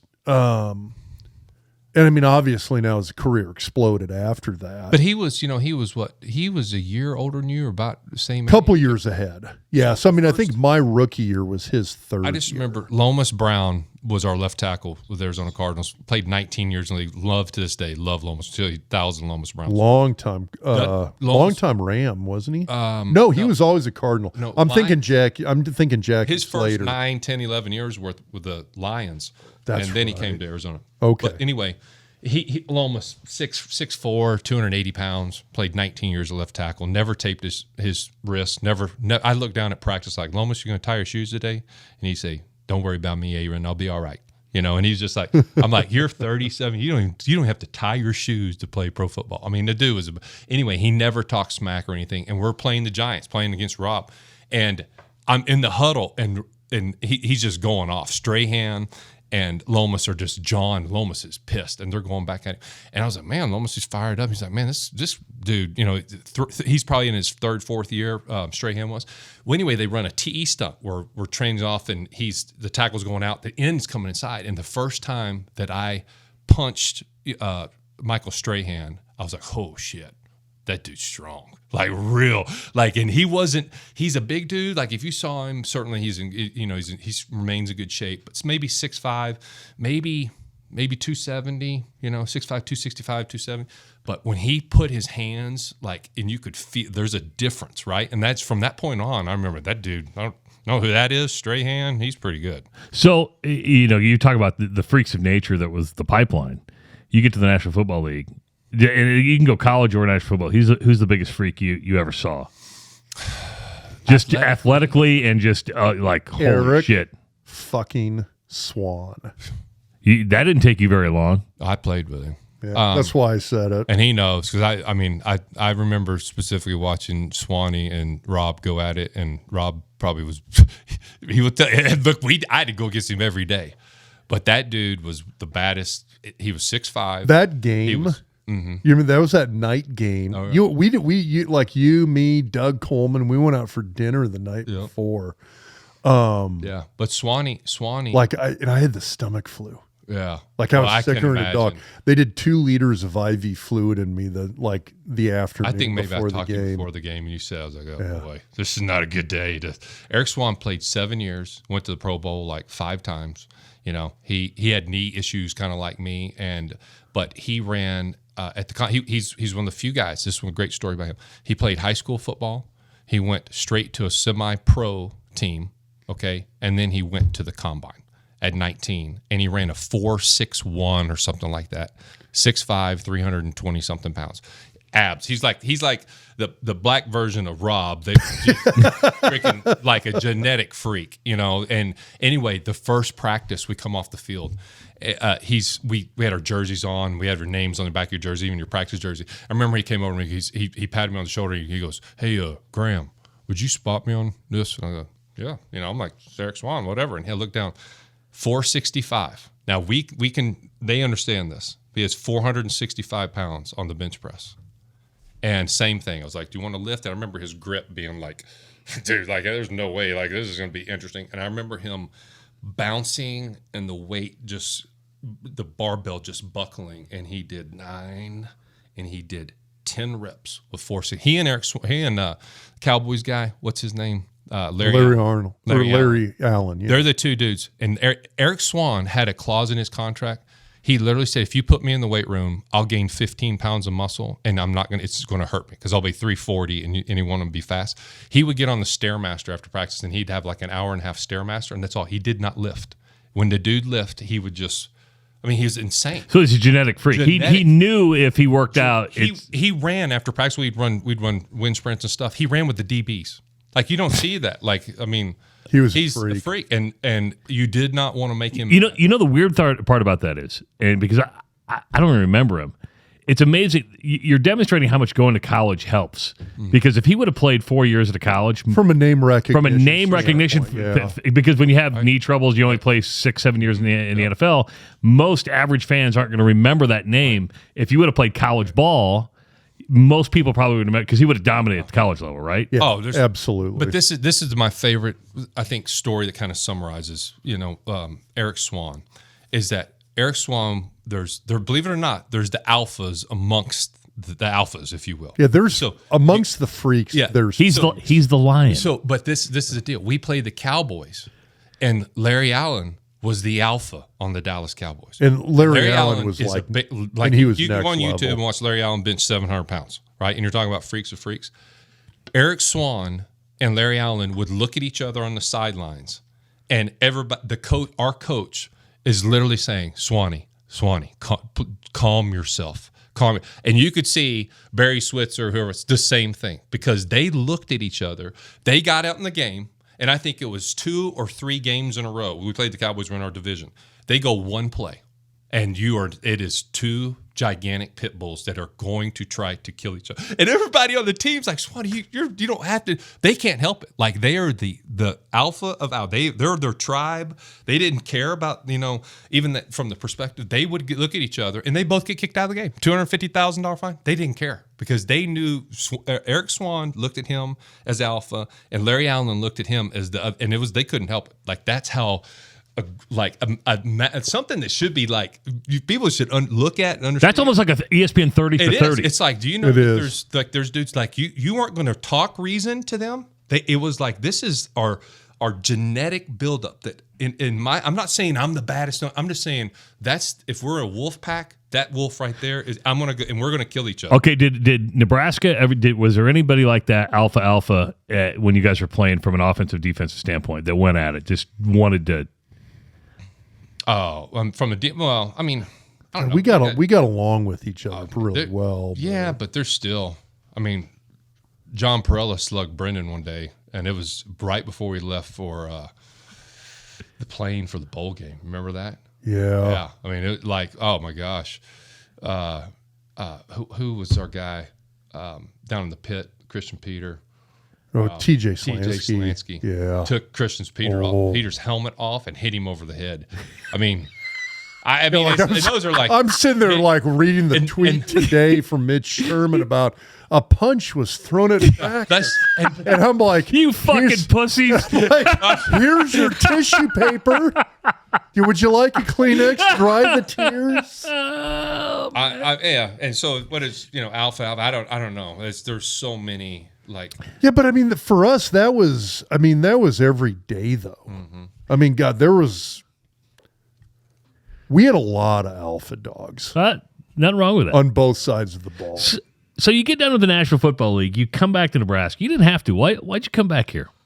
My wife was from here, and I think, we went back to Texas. And I tease my wife about it all the time. I'm like, the old question she used to ask me was, is it going to be Texas or going to be Nebraska? We were early in our marriage, and I was still playing. And we went down to Texas to go look at buying a ranch in North Texas where I grew up in that area.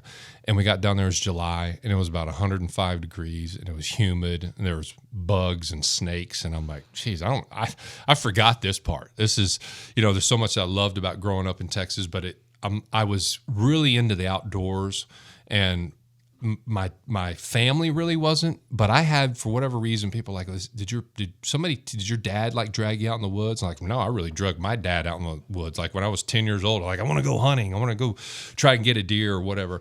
And the outdoor perspective really drew me to Nebraska because it's, they still referred to as the mixed game capital of the world. I mean, you can do it all here in Nebraska. And that really excited me, which led me into my post-career job that I've been doing for the last 18, 19 years, which is real estate and land real estate specifically. And you were filling me in just before we even started recording about how large you've become.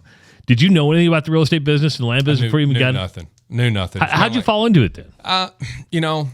I had called a guy by the name of Mike Lashley, dear, beloved friend out in North Platte, Nebraska, still in the land business today. And I said, I'd called him. I was looking at some riverfront property that I was looking at potentially buying, and he called himself a recreational broker. And I was looking at a couple hundred acres, on the Platte, and I said, what do you do for a living? He said, man, I got the greatest job in the world. I take people out on four-wheelers, and we drive around, we look at hunting land. And I'm like, that's really a job? And he goes, yeah, there's just, there's not a lot of people who do it, but he's been doing it for, at that time, probably 30 years or so. And I was like, man, I might have some interest in that. And he said, well, when you're done, playing, I was still playing at the time. He said, when you retire, let me know. Cause I came across something that's pretty interesting, that I think may be a good fit for you. So it wasn't 6 weeks later, I went back to the Titans for my 7th year. And the new team doctor, everybody was excited. I did only sign a 1-year contract, walked in the locker room. Everybody's thrilled. I'm coming back to the team. I was excited. At the same time, I was 30, 31 years old. I'm like, man, I don't know how much longer I can do this. I was telling my wife 3 years before crawling into bed. I'm like, physically, I love it. I'm good enough athlete. I'd love to play 15 years, but I don't know how this is going to turn out. And the new doctor said, you're done. And that was when I officially, was told. When you don't get to decide for yourself, is that hard to hear? It was like, I was like, I got to walk back through the locker room and just tell my buddies who were excited to see me, knowing AG's back. This is awesome. Sign me. I missed all the training camp. I was a vested veteran. I was like, I know you learn all the tricks. Like, I could quit if I wanted, which I never would have. And I saw all these players who came before me who are making millions of dollars, and they'd sign $1 million contracts and they'd walk away. And I'm like, man, that's kind of crappy. I mean, but I knew my pay was protected. I had a whole nother year of insurance for family, another year of retirement and all those things. And it didn't happen. But I felt this gigantic relief because I'm like, man, all the ice bags, all the Aleve, ibuprofen, because it was painful to play, so, you know, one of these. Sure. Yeah, I'll take that. I called Mike Lashley on the tarmac, on my way home and said, hey, what were you talking about when you said you may have an idea for me? And he said, well, I just met with, the Cabela's brothers, one of the brothers, and they were talking about forming a real estate company. And he said they wanted me to run it, and I think you would be a really good fit to maybe come in there and do it. Because I'd said I'd love the outdoors. I don't know a ton about real estate, but it seems like something I'd really have a passion about doing. So I became the first broker that Cabela's Trophy Property signed up, and I signed up through Mike Lashley, and had no idea what I was doing. Didn't make a single dollar for 2 years. Got licensed in 4 states, and basically, it's like I tell people who are new in our business, I like the worst thing you can do is to tell people something that you don't. And all I did was going to hustle and use a little bit of my influence to get in front of people and learn the business. I knew the hunting side, I was just super passionate about that. And, ended up growing it to a pretty good sized business. It was called Premier Outdoor Properties. And then we rebranded to Land Pros Realty, and we were building all kinds of technology. And then I met my business partner in 2015 at a Realtors Land Institute, a conference that just the land brokers attend. And we met each other at a networking roundtable. And essentially he said, I've got the data and you've got the tech. We need to go sit down and talk and see if there's something we can do together. And he had just rebranded his company from Carolina Land to National Land. And we'd done the similar thing with Land Pros. Long story short, we said, man, this is an awesome opportunity to put this together. And so it took 9 months. We merged our companies together and ran with National Land Realty. We had 40 brokers and agents in about maybe 6-7 states. And fast forward 7 years, we've got over 400 land brokers. We have 97 offices. And that's scaling pretty fast. It is. And we're ambitious. He's ambitious. And, It was a match made in heaven to be able to find somebody who's like-minded, right? We were both probably almost in our early 40s at the time, had success, and he came from more a development background. And but it's been wonderful. We love it. National Land's, like I said, it's the biggest land brokerage in the country today, and so just very, very blessed with what I've been able to do post-career. So 2016. Tragedy hits you. Your fucking house burns down. Yeah. Struck by lightning in the middle of the night. Take me through when your house gets struck by lightning, because you're in there, right? Oh yeah. And the aftermath of losing everything. What is that like? It's a good way to clean out the garage. I honestly, it's been 7 years, so I've always... Has it been 7 years? Yeah. 2016. Oh my God. Yeah, May. So this May 10th, it'll be 7 years.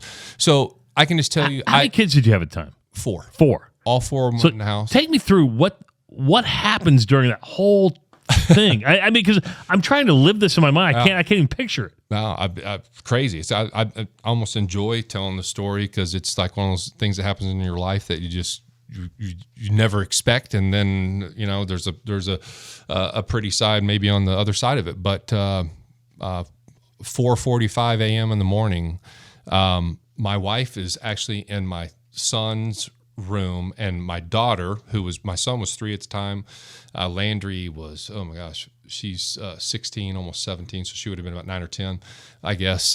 They were all 3 in my son's bed, and I hear this, just what sounds like a bomb hits the house. I mean, literally, like it was an explosion. I didn't. If I was guessing, you would have thought literally a bomb dropped on our house. And I hear that it was raining, and the alarm goes off, and it's not set. There's not, it's like, but the alarm's blaring in the house. Kim, my wife, Nash and Landry get up, and they're in the room next to him, and everybody's bawling. They're like, "Oh my gosh, what happened?" And I said, "I think we got struck by lightning." And so the other 2 boys get up. We're all in the living room, and it's pouring outside. And I'm like, "Man, I knew exactly where it hit because we had a big stone fireplace. It was a timber frame home on the Elkhorn River, and anyway, we're going outside and looking to try and see if I could see, like, is there something on fire? And, went back inside, and it's like it's raining so hard. I mean, I think if something's maybe on fire out there, it's not going to be able to last. And there was a couple things that had happened. You could smell some plastic, kind of smell like a plastic that was burning. But I went to go turn on one of our big screen TVs that was in the great room, and it doesn't work. And I'm like, well, it's plugged in, the breaker's not. I'm like, great. Now, how many of these things we're going to be seeing? And I had this handmade antler mule deer antler chandelier that went over the staircase down to the basement, and I went to flip the light on, and it doesn't work. I'm like, son of a gun. I mean, this is, and I'm sitting to myself like, but you don't see flames or anything at this point. No. And so I was trying to get the alarm to go off, and you couldn't turn the thing off. I ended up having to disconnect the battery way down the basement. And so really, really long story short, it's 20, 25 minutes post strike. And I laid down. I literally was like, it was 5:15 or so in the morning. And I'm like, I don't even want to think about it. I've got a long, busy day coming up, and how am I going to deal with this? And all the kids and Kim were still just kind of sitting in the living room. And I get up, and she's, a woman's intuition. She goes, there's something. I go, yeah, no, it doesn't seem right. So we kept walking upstairs, downstairs, kind of, just still smells like plastic. And on about the second or third trip up or down, my son says, there's smoke. And I run upstairs, and I open up, and under the kitchen cabinet, we had a big island that looked out into the great room, and the kitchen is basically, the sink is basically in the middle of this very large, it looks like a log home. It's a timber frame home, right? And there's smoke coming up, and my wife immediately grabs a fire extinguisher. I open the doors, and there was smoke coming up through one of the holes cut in the cabinet. You had a backdraft, didn't you? It was in the walls.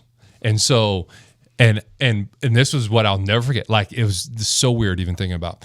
It's like my wife is trying to hand me the fire extinguisher. Said no. All right, all 4 of them in there. I'm like, cars, keys, birth certificates, computers, your wallet, your license, handful of things. Go get it now and get to the garage. And they all scattered, right? And I'm looking, and I'm trying to figure out, and Balin, my second oldest, runs down. We had a gun vault, a safe that was built in, runs down. He's like, what should I? He said, just grab whatever you can. He comes up, and he's got guns and you name it in both arms.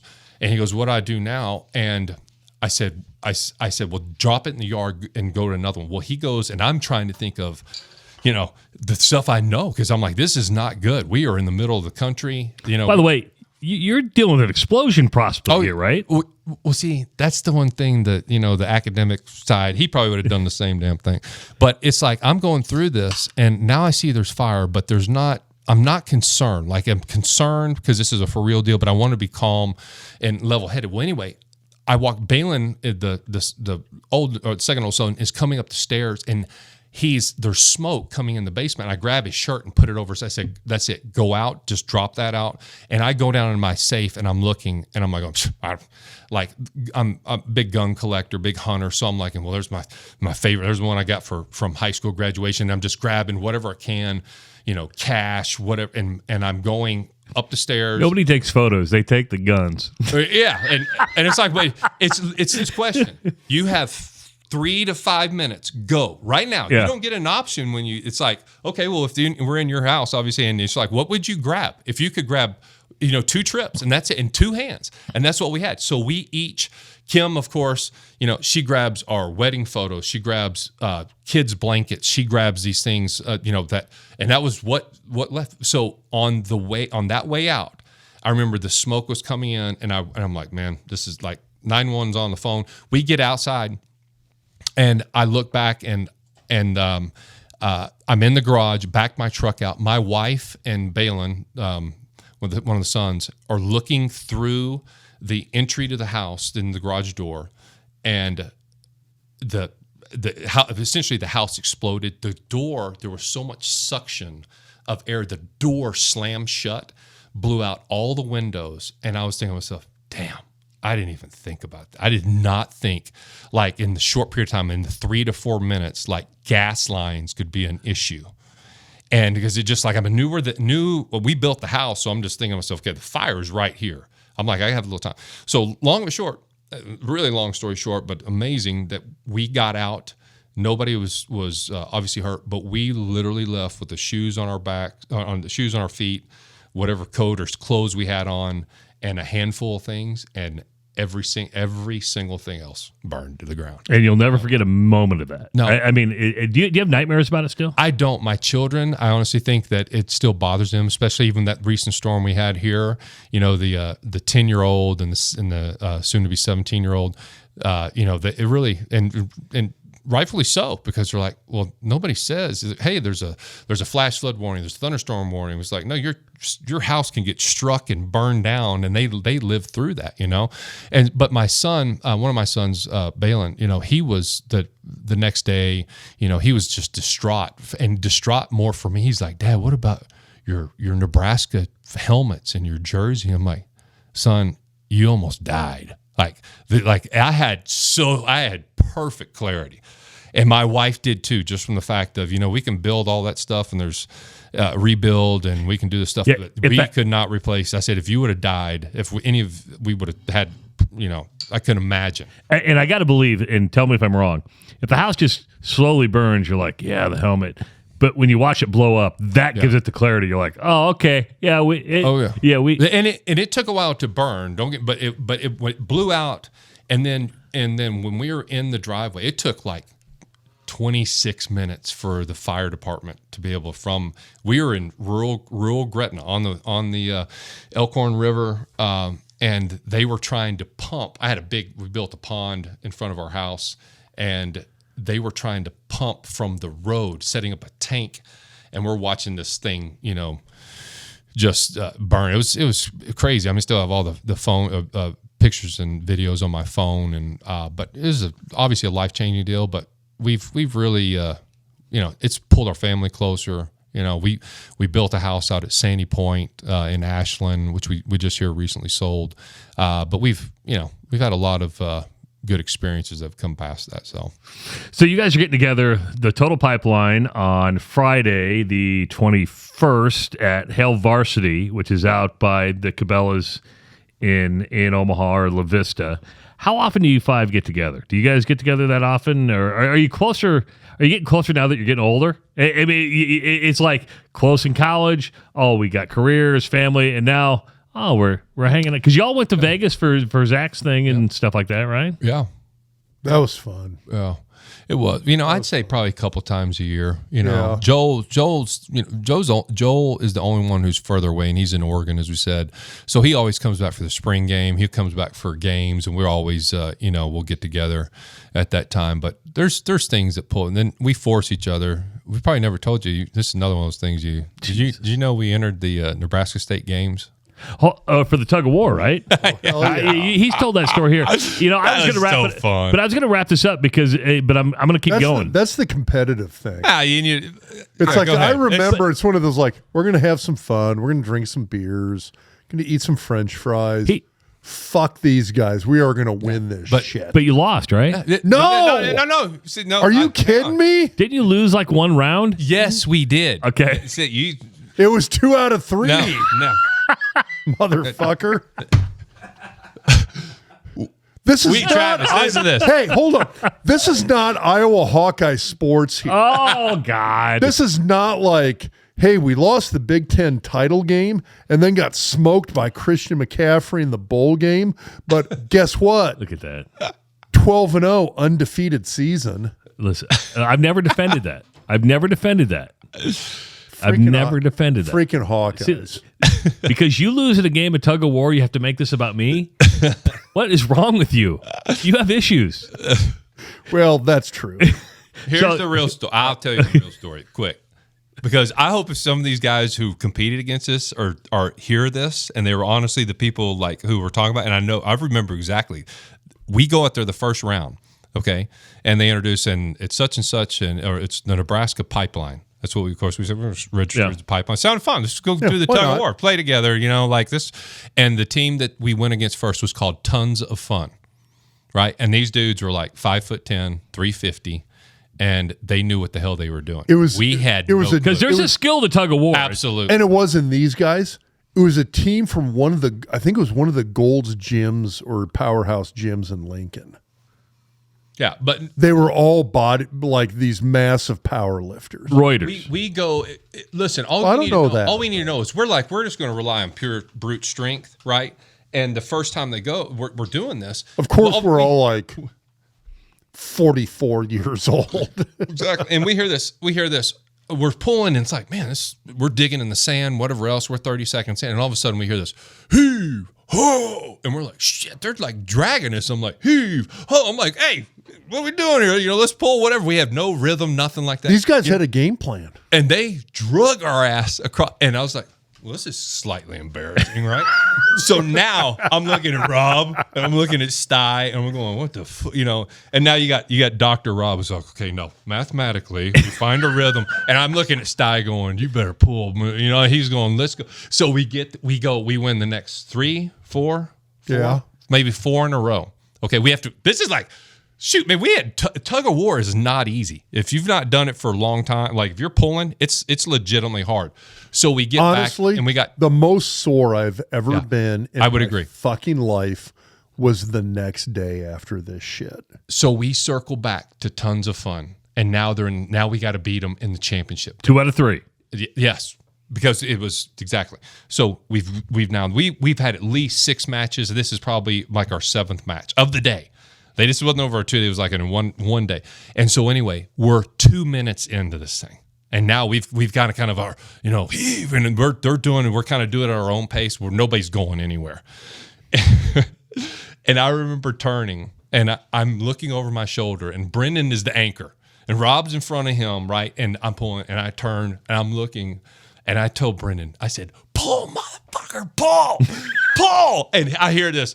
And I'm like, pull, MFer, pull. I'm like, and I'm screaming as we're pulling. And Brendan, it's that feeling. Brendan's I swear, when I said that, I hear this, and you felt like 1,000 pounds over there or whatever. And we're over here, and like you could feel Brendan personally like pulling, and we had to pull him like 6 feet, and he probably pulled him like 4 inches, and we pulled and we felt like collapsed into a pile. And I was like, man, this is awesome. The biggest accomplishment we've ever had. They gave us, I still have my medal, but it was I would not recommend doing that again. You still had the Nebraska. It's probably one of your proudest moments. I do, because it was at my office, and I didn't lose it at my house State fire. Games, bitches.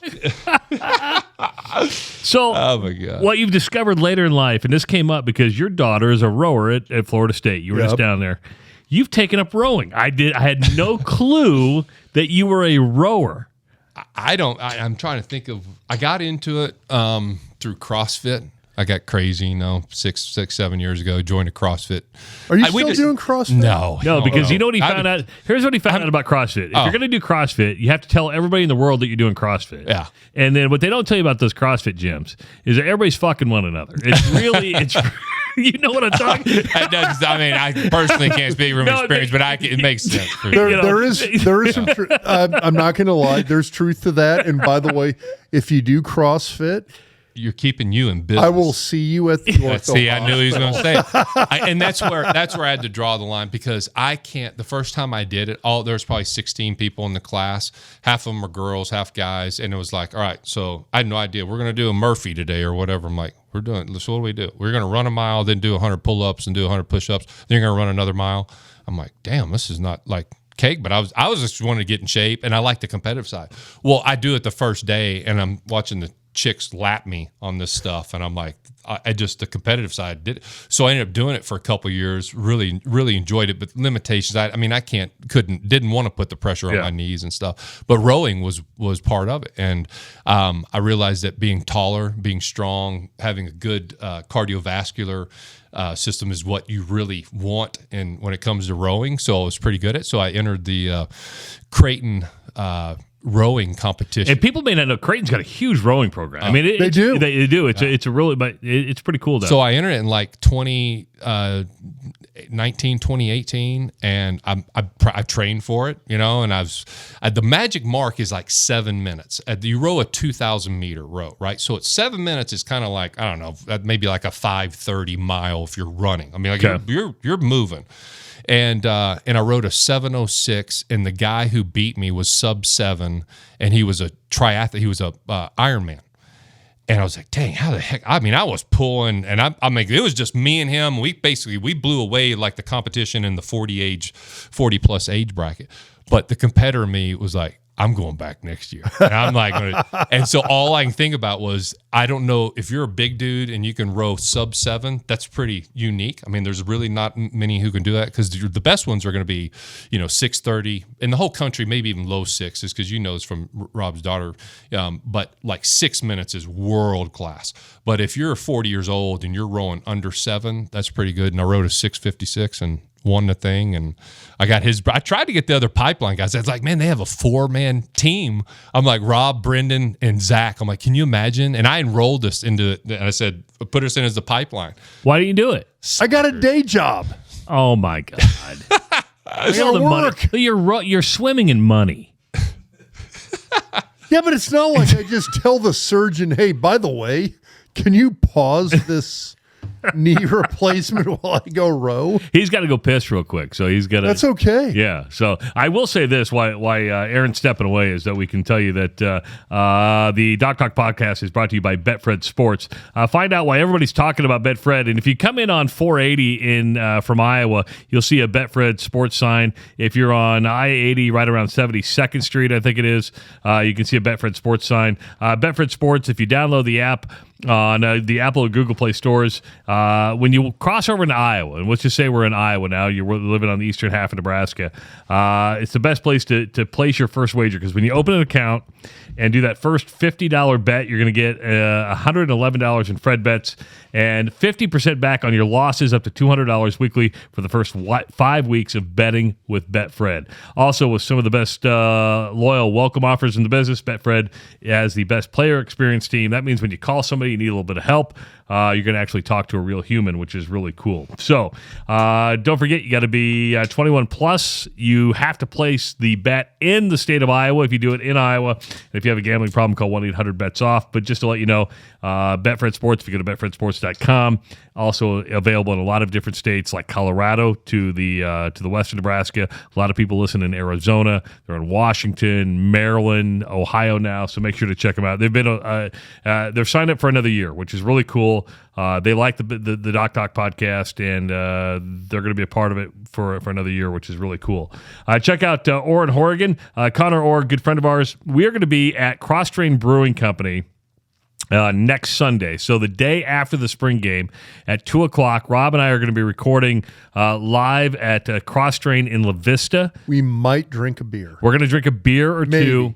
So we know it's going to be a busy week. We're asking a lot of you. We're going to ask you to go to Hale Varsity on Friday night. You're probably going to go to the spring game on Saturday. We want you to come wrap up the weekend with us at Cross Train in La Vista. We're going to start recording around 2 o'clock. Hell, this podcast is almost 2 hours long. Who knows how long we'll go, but I think Connor Orr from Orr and Horrigan is going to stop by. We're going to talk a little bit NIL because, again, the landscape continues to change, and it's just a moving, dynamic type thing.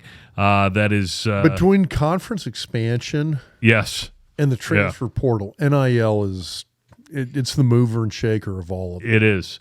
But if you need some legal help, Connor can do it all from litigation, contract law, family law, you name it, he can do it. Call Orr and Horrigan at 402-408-6488. So Betfred Sports, and I think Scotty Strunk from Husker Hounds is going to stop by. By the way, the hoodie I'm wearing, yeah, from Scott.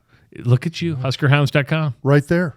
See, look at that. I not only do I push their products, yeah, you buy there. I buy their products. It's back when I had it's back when I had hairpiece. I just I'm not just a spokesman. I'm a customer. Actually, I love Scott because you need anything, he will get it for you. He ended up getting like the greatest Oregon Ducks parka that you could ever ask for Joel Wilkes.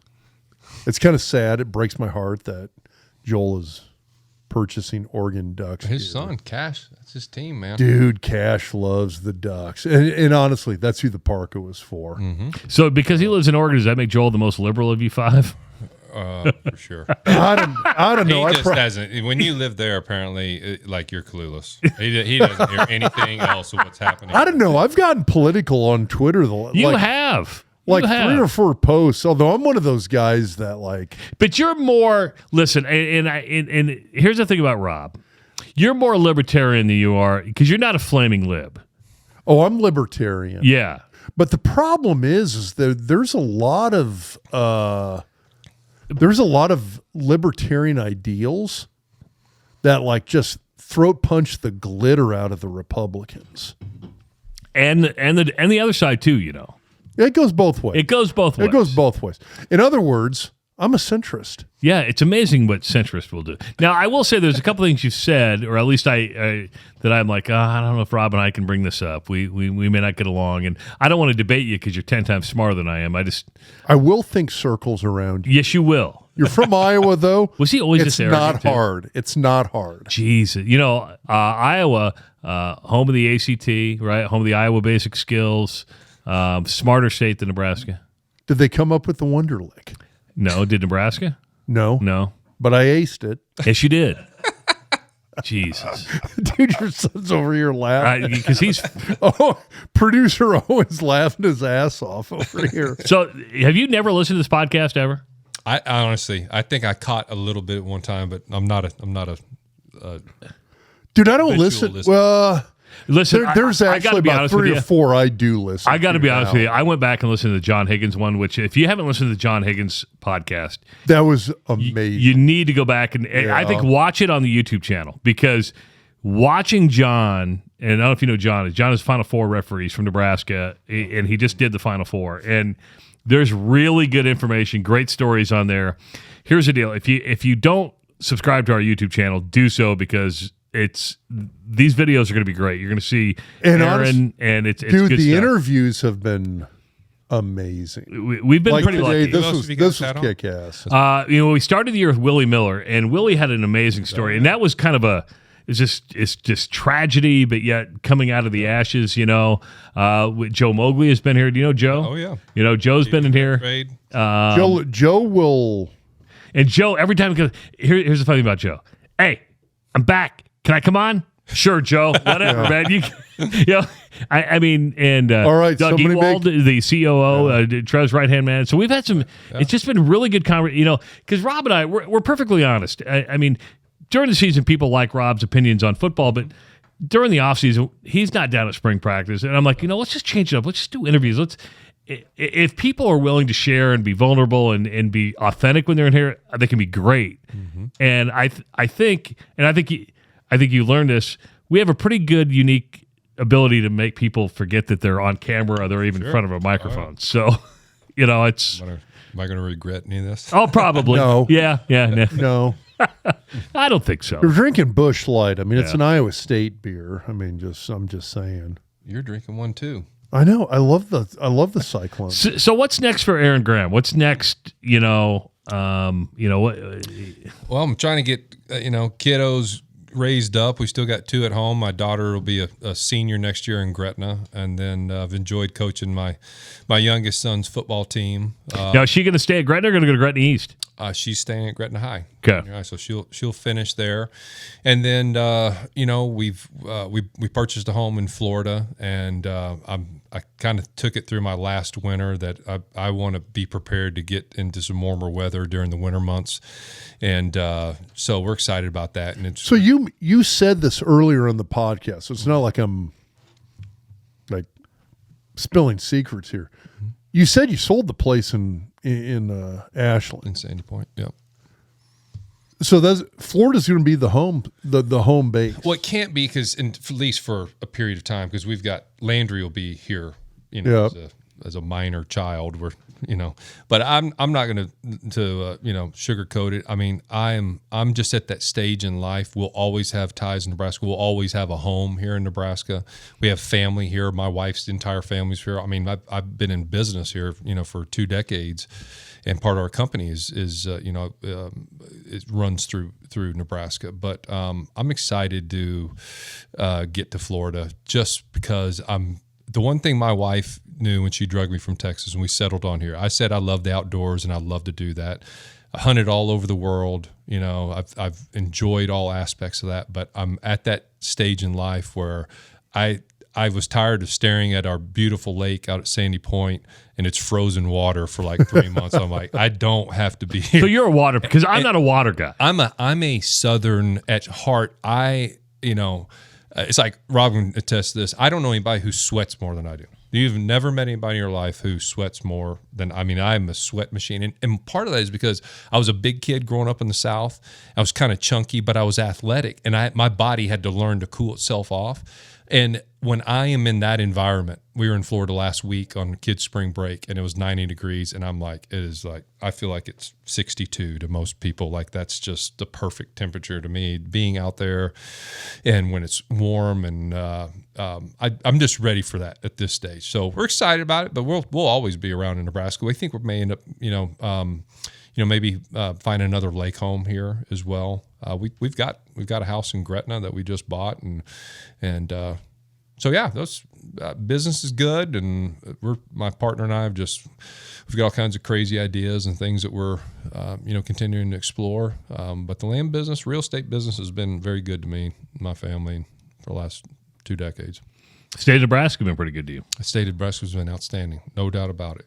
And very thankful. I mean, I wouldn't trade anything, for my experience. Like I said, I think my experience in college, I can meet anybody, it doesn't matter. They could be a Heisman Trophy winner, and I'll say my experience is better than yours. The pinnacle for me was, I remember we just won the second championship, and I'm like, man, it's over, but this is the greatest thing ever. And I go to my mailbox, and I pull out the mail, and there's Sports Illustrated, and I'm on the cover of it. And I'm like, I just basically said, this is it. You won the lottery. This is you won the lottery at that point. It was just like, it's like people, remember Larry Sinners played with me with the Arizona Cardinals, one of my favorite players. He grew up in Texas, great dude. But after games, he'd been with the Cardinals now at this point maybe 6 or 7 years. He played at Stephen F. Austin, never played on a really good football team, right, until we actually started winning when I was there in Arizona. And we'd sit on the back of the bus, and he'd be like, what was it like to play in Nebraska? And I love this guy to this day. Anybody who played with Larry Sanders, played 15 years in the league, one of the toughest, baddest dudes, but a really likable guy. And he was genuine. And that happened a lot. People are like, man, like you guys. And looking back, we were at an NFL Players Association retreat. Brendan and I went to it in Miami last year. You need to do that with us, by the way, and Zach. And one of the Florida linebackers. He's got a day job. Yeah. He can get away. Day job. It's 2 days. Actually got to work. But one of the Florida linebackers who was on the 95 team that we destroyed in the Fiesta Bowl. Florida Gators guys. And he goes, hey, I played on, and he played in the league for many years. Who was it? Do you remember the name? I still don't. And that was the worst part. That's fine. He's a Gator. Goes, no one cares. And honestly, it was one of those things like, yeah, do you remember me? He goes, I was the strong side linebacker. And I was like, no, not really. But and he was. You remember me? The best part is I had those guys. Like I've never seen anything like that ever. Like in my entire pro career. He goes, that was amazing. And then when Tommy Frazier and I went up and Dabo Sweeney had us talk to their team after they lost the championship, and he wanted us to come up and say, hey, how did you guys rebound and then go win it? How did that happen that Dabo called you and Tommy? My business partner is a huge Clemson fan. He worked for the university for a short time after he graduated, and so there was ties there. And so he just said, hey, if you want, I can connect you with my business partner. And so next thing you know, he's asking Tommy and I to go. And the craziest thing was, he said, ironically, didn't really get asked, so in the last 15, 20 years to do that with the team around here, which is kind of interesting, and it's not, I'm just like, man, why wouldn't they do more of that? Has Rule engaged you two more than even Scott? Because Scott said he was going to, and it looked good, but Scott had a lot of different issues. But I mean, has Matt Rule engaged you guys more yet or not? I personally went down to practice and didn't get a chance to really shake his hand when I was there. And so I haven't had a chance to have one-on-one with him, but it certainly sounds like he's more open to it. And I would say, look, Donovan Raiola had me down last year to talk to the offensive line before the season, and there's been some things. But I'm just saying, Dabo Sweeney said, of all the people he could talk to, I want to talk to Tommy Frazier and Aaron Graham and have them come tell us, how do we get our ass kicked? And they didn't get their ass kicked. They just got beat by Alabama. And then you guys had to come back and you won it. And they won it, by the way, and they had us. We went back for the championship game. But more Was that important- weird going to like a different school? It was so cool. But the thing that I got to see is that I'm sitting there and after we were done, and there's several things that happened. I'd love to share some of this. That Tommy and I are standing with our backs against the wall in the meeting room, and Dabo starts going off, and he's like, "Did you hear what Aaron Graham said? Did you hear what that?" And I'm like elbowing Tommy, going, "I like this guy," and I didn't know him Because a lot of people think he's a little weird. I mean, because he does it. But it's funny. What people don't see is what really happens behind the scenes where you go, oh, I like this dude. Absolutely. And there is no doubt. I left there as a Clemson fan just going, that guy's, and I'm like, who you betting on for this? I'm like, Clemson's going to win it. But the coolest thing was Brent Venables, the defensive coordinator, now the coach at Oklahoma. So I was telling them about the pipeline and a little bit about this because the entire team. And I said, there's some records that we broke that you guys, you need to talk about goal setting, set your goals high, things that may be almost unachievable. And I said, there's some things that are those teams that we played on set that I'm just going to be honest, you're not going to break. And this one guy goes, like what? And I said, well, for example, we gave up 12 return yards for the whole season in 1995, right? And we went 2 years where I think we had 3 penalties in 94 and we had 0 out of the starting linemen for the entire season. Most people don't talk about that. We gave up 0 sacks. Threw the ball 17. Never. Tommy Frazier, Brooke Behringer, Matt Turman never got sacked. So what'd they say when you said that? They're like, no, like first of all, they didn't. But then Brent Venables stands up, and Dabo doesn't swear. Dabo's, and Brent, you could tell, totally different. And he stood up, he goes, and he bit his tongue. You could say it. But he bit his tongue. He didn't even say it. He says, I was there. I was on the sidelines, and those guys were coming up and telling us where they were running the ball, and there's nothing they could frickin' do about it. We sat there, and it was the coolest thing I've ever seen. Brent Venables to this day, and I remember standing there with my arms folded, kind of like, because sometimes it's not like we want to outwardly, we don't tell those stories, right? Like it's not like, and maybe we are now because we feel maybe why not? Yeah. But when Brent Venables goes, that's the best offensive line I ever saw, then you kind of feel vindicated because he knows. I mean, he knows, and he told his guys, he goes, that's what you want to aspire to be, and that's Dabo just went off. Like I think it gave him a vision, from just Tom. And by the way, Dabo, he calls us in a few days before, and this is in training camp right before their season. And so he's like, we're going to go down. Tommy and I are talking, like, we're going to talk about it. He goes, we're like, we had this happen Coach Osmond did all the time. 5 minutes after practice, you give a little spiel. He always had people there. And so and Dabo says, I says, well, how long do you want us to talk? He goes, I got a full hour for you. And Tommy, what the hell are we going to talk about for an hour? Right? And he was free. He's like, we want to know. Like, what'd you guys do? I mean, like, we went right to the weight room. Like, it was totally, you are not going to break us from getting back to the game and then winning it. That was just, I always say, man, it's easier said than done always. But that second time was so much easier. But think about this. Clemson wanted to get over that hump of losing to Miami. And instead of going, we'll figure it out, they go to where it worked. I mean, right. That's a lesson in life, whether it's sports, business, whatever.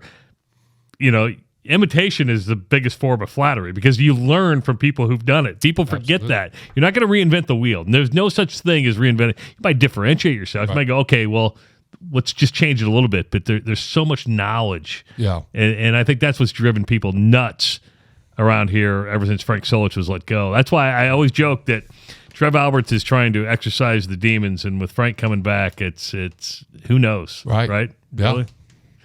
As Rob crosses his fingers. Fingers crossed, baby. Just to let you know, Aaron Graham, thanks for coming.